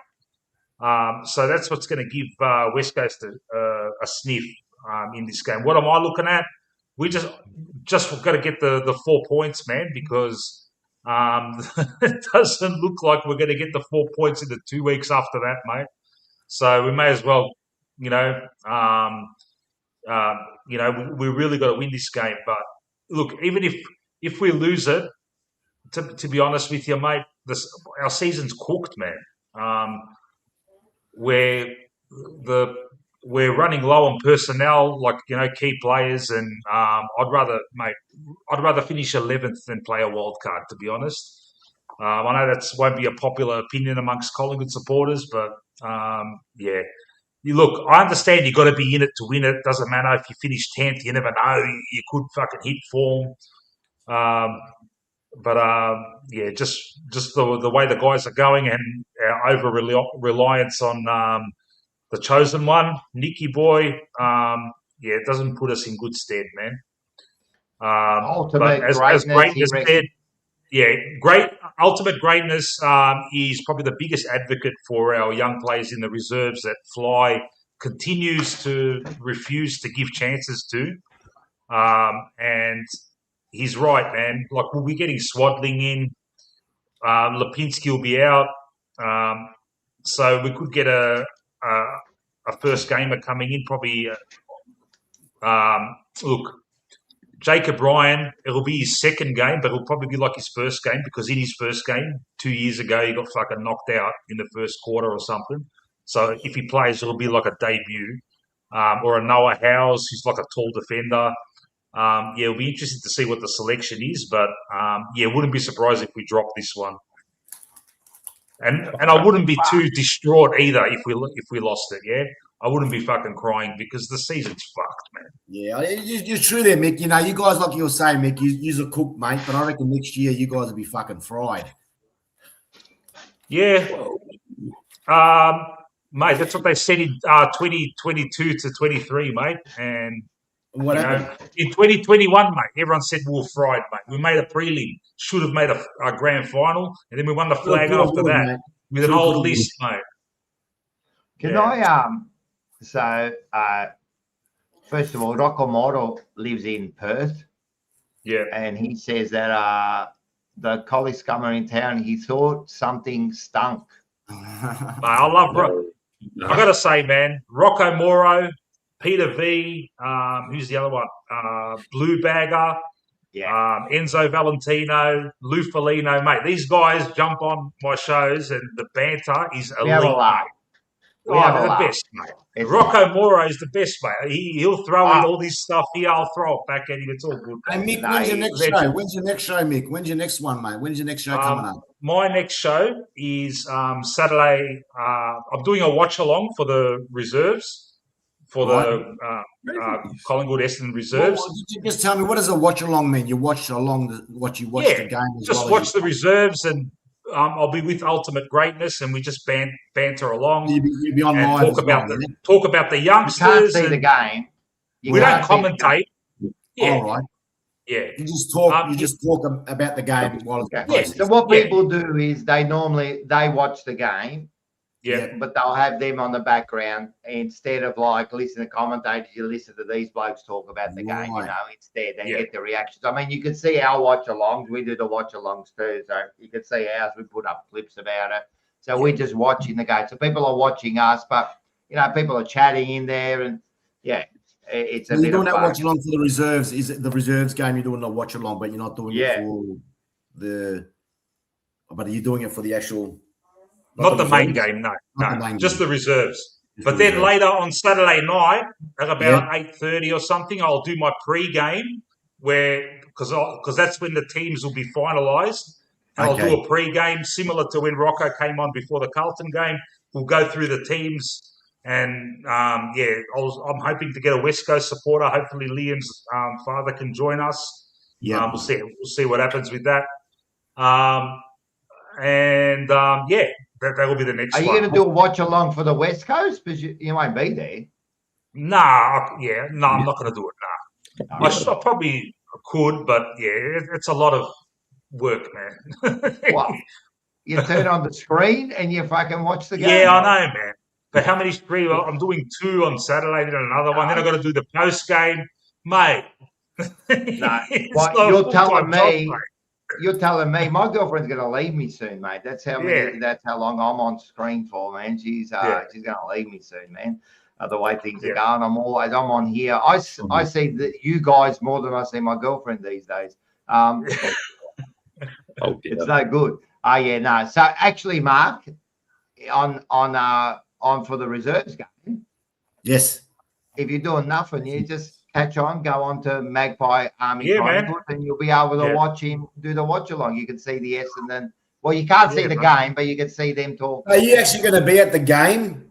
No. I'll be watching the game on another screen, and me and my colleague Sean, Ultimate Greatness, will be talking about the game. Yeah, it would have been good if you would have come down to Windy Hill. I would have met you there, and we could have had a chat ourselves and a bit of a punch on, and would have been interesting. Could be a possibility, Mark. Could be a possibility now that you've said that.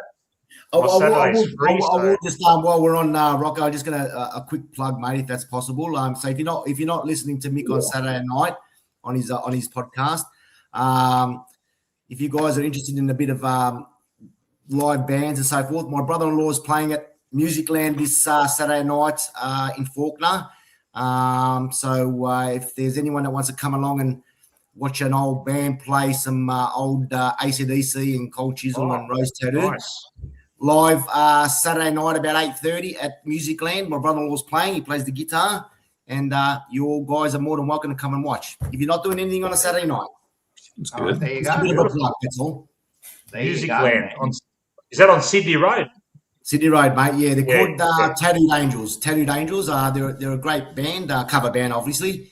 And my brother-in-law Tones is, obviously starting to move on a little bit with life. Obviously, what happened last year with my sister. So good on your Tones, mate. Proud of you, buddy. Keep up the good work. Oh, sick. Hey, if anyone's free, get down there, man, for sure, man. I might pop in after work. Swing in, mate. Your brother Are you might going to be there? well.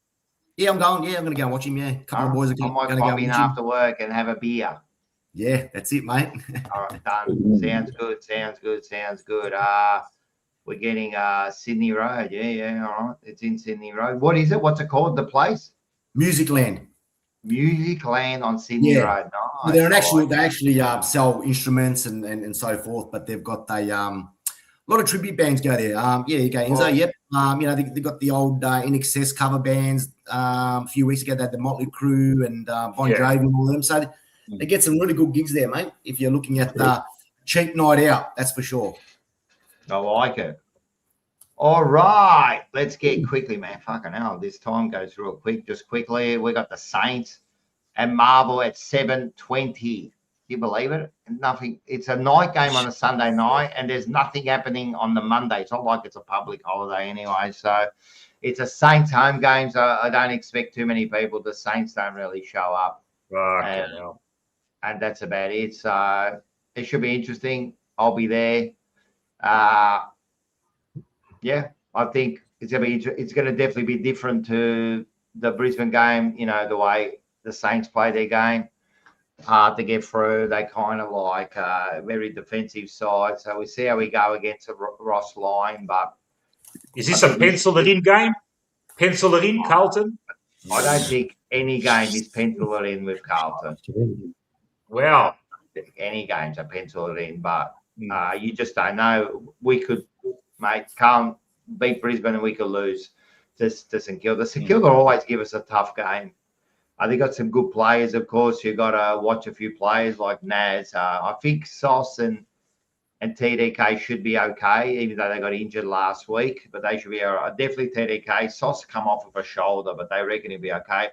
Man, if I was Kemp or one of those players, first thing I'll be doing is as soon as Sauce comes down to the fore line, I'm going through his shoulder. Just test him out. I'm running straight through his shoulder, mate. I'm just gonna eyeball him and just rip his shoulder right off his thing. Fuck him. If you're going to come onto the ground and you're not ready, get ready for it, you know. So, and plus he needs a bit of a whipping since he decided to leave our side. But yeah, no, it's going to be an interesting game. I think we should win it. I said we should win it by about 22 points. I reckon it might be a kind of a close game. They don't really let teams get away. A few players we should watch. As I said, Naz is going to be dangerous. A few others there, but yeah, I think we're playing some good footy. No injuries. I don't think there's going to be many ins and outs this week. We came clean. Wiedering is a test. Wiedering is a test. So Wiedering might come in for, say, a Gherkin. I'll keep Lewis Young in there. I think he's doing a good job in the ruck and that. Yeah, interesting game. I think if we win this, we make the wild card. So, and it's going to be a lot of spite in this game. First of all, I mean, they're fighting for that top 10 too, you know what I mean? And yeah, there's a bit of spite now with the players going over there and all that. So it's going to be an interesting game. I'm looking forward to it. But we should win. We should win. I'm pretty confident. I hope so. Yeah, that's it. Not much or more we can say. All right. Rocco, do you mind if I just plug something quickly? Yeah, go. Of course. Yeah. After this show finishes, my mate Matt, he's known as the Warble. You'll probably see him in the chat. He's doing his own YouTube show after this when we finish here, and he's got Lucas on there. He's got an Essendon. He's got Lucas, the Geelong supporter, on there. He'll have an Essendon supporter. He'll have North Melbourne supporter. He'll have a Richmond supporter, and I think Bocek might be nice. as well. Yeah, the Warble. Hey Matt, put your thing up on the chat. Put it up, and I'll put it up on the chat there. Yeah. And just quickly, Foz Jam just asked what my brother-in-law's band name. It's called Tattooed Angels. So Tattooed Angels. Nice. All right, makes sense. Yeah, makes sense, man. Yeah, that's a good name. That's a cool name, though. Yeah, Tattooed Angels. Yeah, and all right, beautiful. Get down there, Warble. Make sure you put it up there. Make sure you get on there. Have a bit of chat. It's always a bit of fun. Are you going to jump on Magpie? I'm cooked, man. I've been up since 5 a.m, mate. I'll have a little bit of a listen, but I'm spent, mate. Yeah, but I completely understand. All right, let's get through this so we can all bloody go and spend some time with our families here. All I think I forgot that. I'm going to try to put this up now. Let's see if it goes up there. Here it is. Next week, we could see, what do we got here? What do we got here? What do we got here? Oh, the only difference is, of course, the only difference is Mark went for everything against the rivals. That's what he done here. I can just see that. Right? And you tipped the Giants. That's the only difference. There you go. Who's that, me? Yeah. Yeah, I took the I'm only worried what you and Manny are doing. I don't look at Mark's tips now. Nah, man, Mark doesn't matter. I mean, this is all over the place. But, yeah, there you go. If you go through the games there, Big Liam. Boom. All right. Tomorrow night, Bulldogs versus North Melbourne at Marvel Stadium. Bulldogs really need to win, so they should get it done. Friday night, Brisbane Hawthorn at the Gather. That's huge. Yeah, you guys pumped them, made them look bad, and Hawthorn are playing not too bad, but I think Brisbane have to respond. Then Saturday at the G, Melbourne versus Fremantle. That's a huge game. Melbourne have an amazing record at the G, but Freo have been the team to beat, and this is, like I said, it's their last chance before grand final to get a crack there. So see how they go. Sydney, Port Adelaide. Yeah, that's an okay game, I guess. Sydney should get the job done at home. Geelong taking on the mighty Essendon. Geelong's pretty good. They'll beat you. And same thing for my game. Adelaide at home. Yeah, they should be beating us. Then this was a really tough game to tip. So, yeah, I reckon Rocco could pull one back here with Giants in Gold Coast. But surely Gold Coast are due a win. Surely after 9 losses, they're going to win. Surely they get one now. Then you've got West Coast Collingwood. Oh, I mean, the Collingwood supporter here says they might get them. So maybe Mark's onto something with this tip. I don't know. But I'll be sticking with Collingwood. And then this was, wasn't too sure about this game either. But after that performance from Carlton last week, it's hard to tip against them. So, yeah, that is the tip. There you go. That's pretty good. And let's have a look. I've got to put it here. But here it is. As you can see, Rocco's only 5. Yeah, I've now cleared the second spot. And there's 3 games to go. I'm 5 behind. What have I got? Only one different to you this week. So you can get the 4. Yeah. So I can get the 4, and then with 2 games to go, I might have to try to pull one out of the hat and see what I might have to do. Some weird ones, see if I can get something.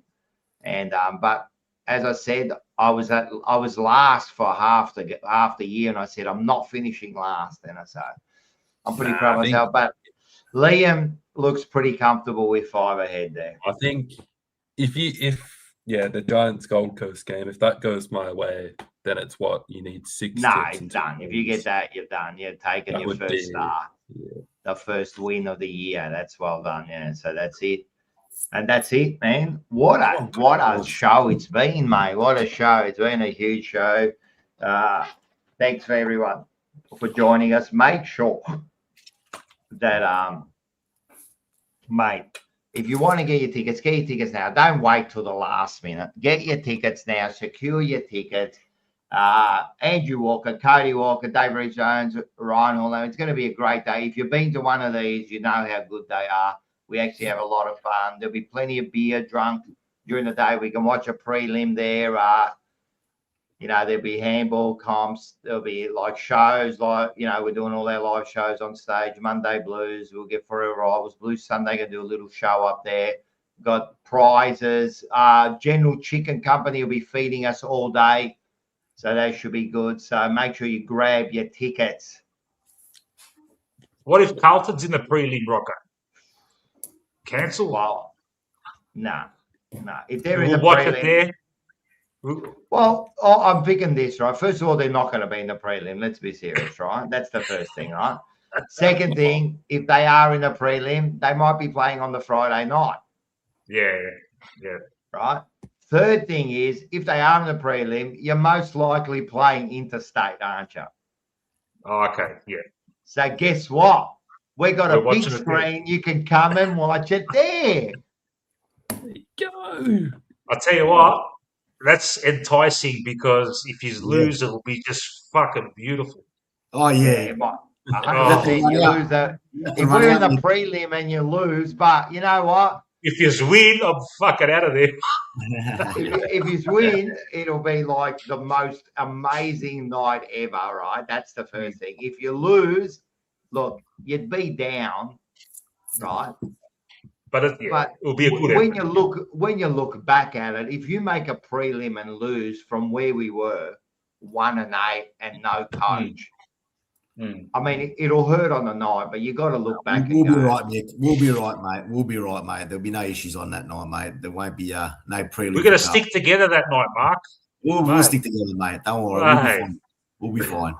We'll have a good night, mate. If we're in a prelim on the big, can you ensure our safety, Rocco? I can't ensure your safety, but I reckon I know you two blokes, and I reckon you two blokes can handle yourself.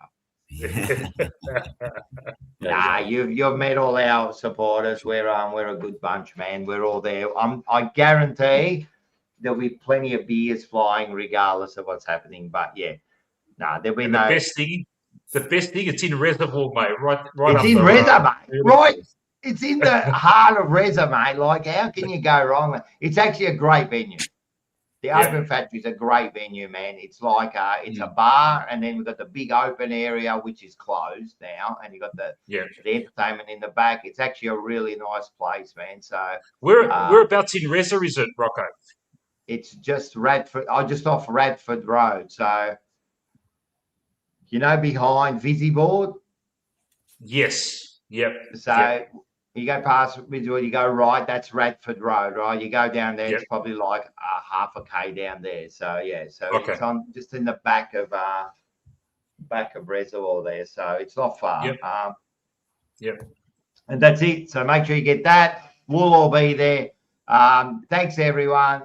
Liam, thank you. Mark, thank you. Especially thanks to Magpie Army Chronicles. Make sure you get on there. Watch his stuff. Make sure you get, what is it, the Warble? We're looking up Warble. Yeah, he put it in the chat. We're going to look up Warble. Make sure you look it up. They're probably on there now. Thanks, Mick, because you've been jumping in since Manny's been off. So it's been really good. We'll see you next week if you're available. Should be, man. Should be. As of now, yes. Yep. All right, good. And that's it. Thanks, everyone in the chat. Make sure you like, share, subscribe, as always. And I think that's it, isn't it? All right. Go the Mighty Blues. Get it done.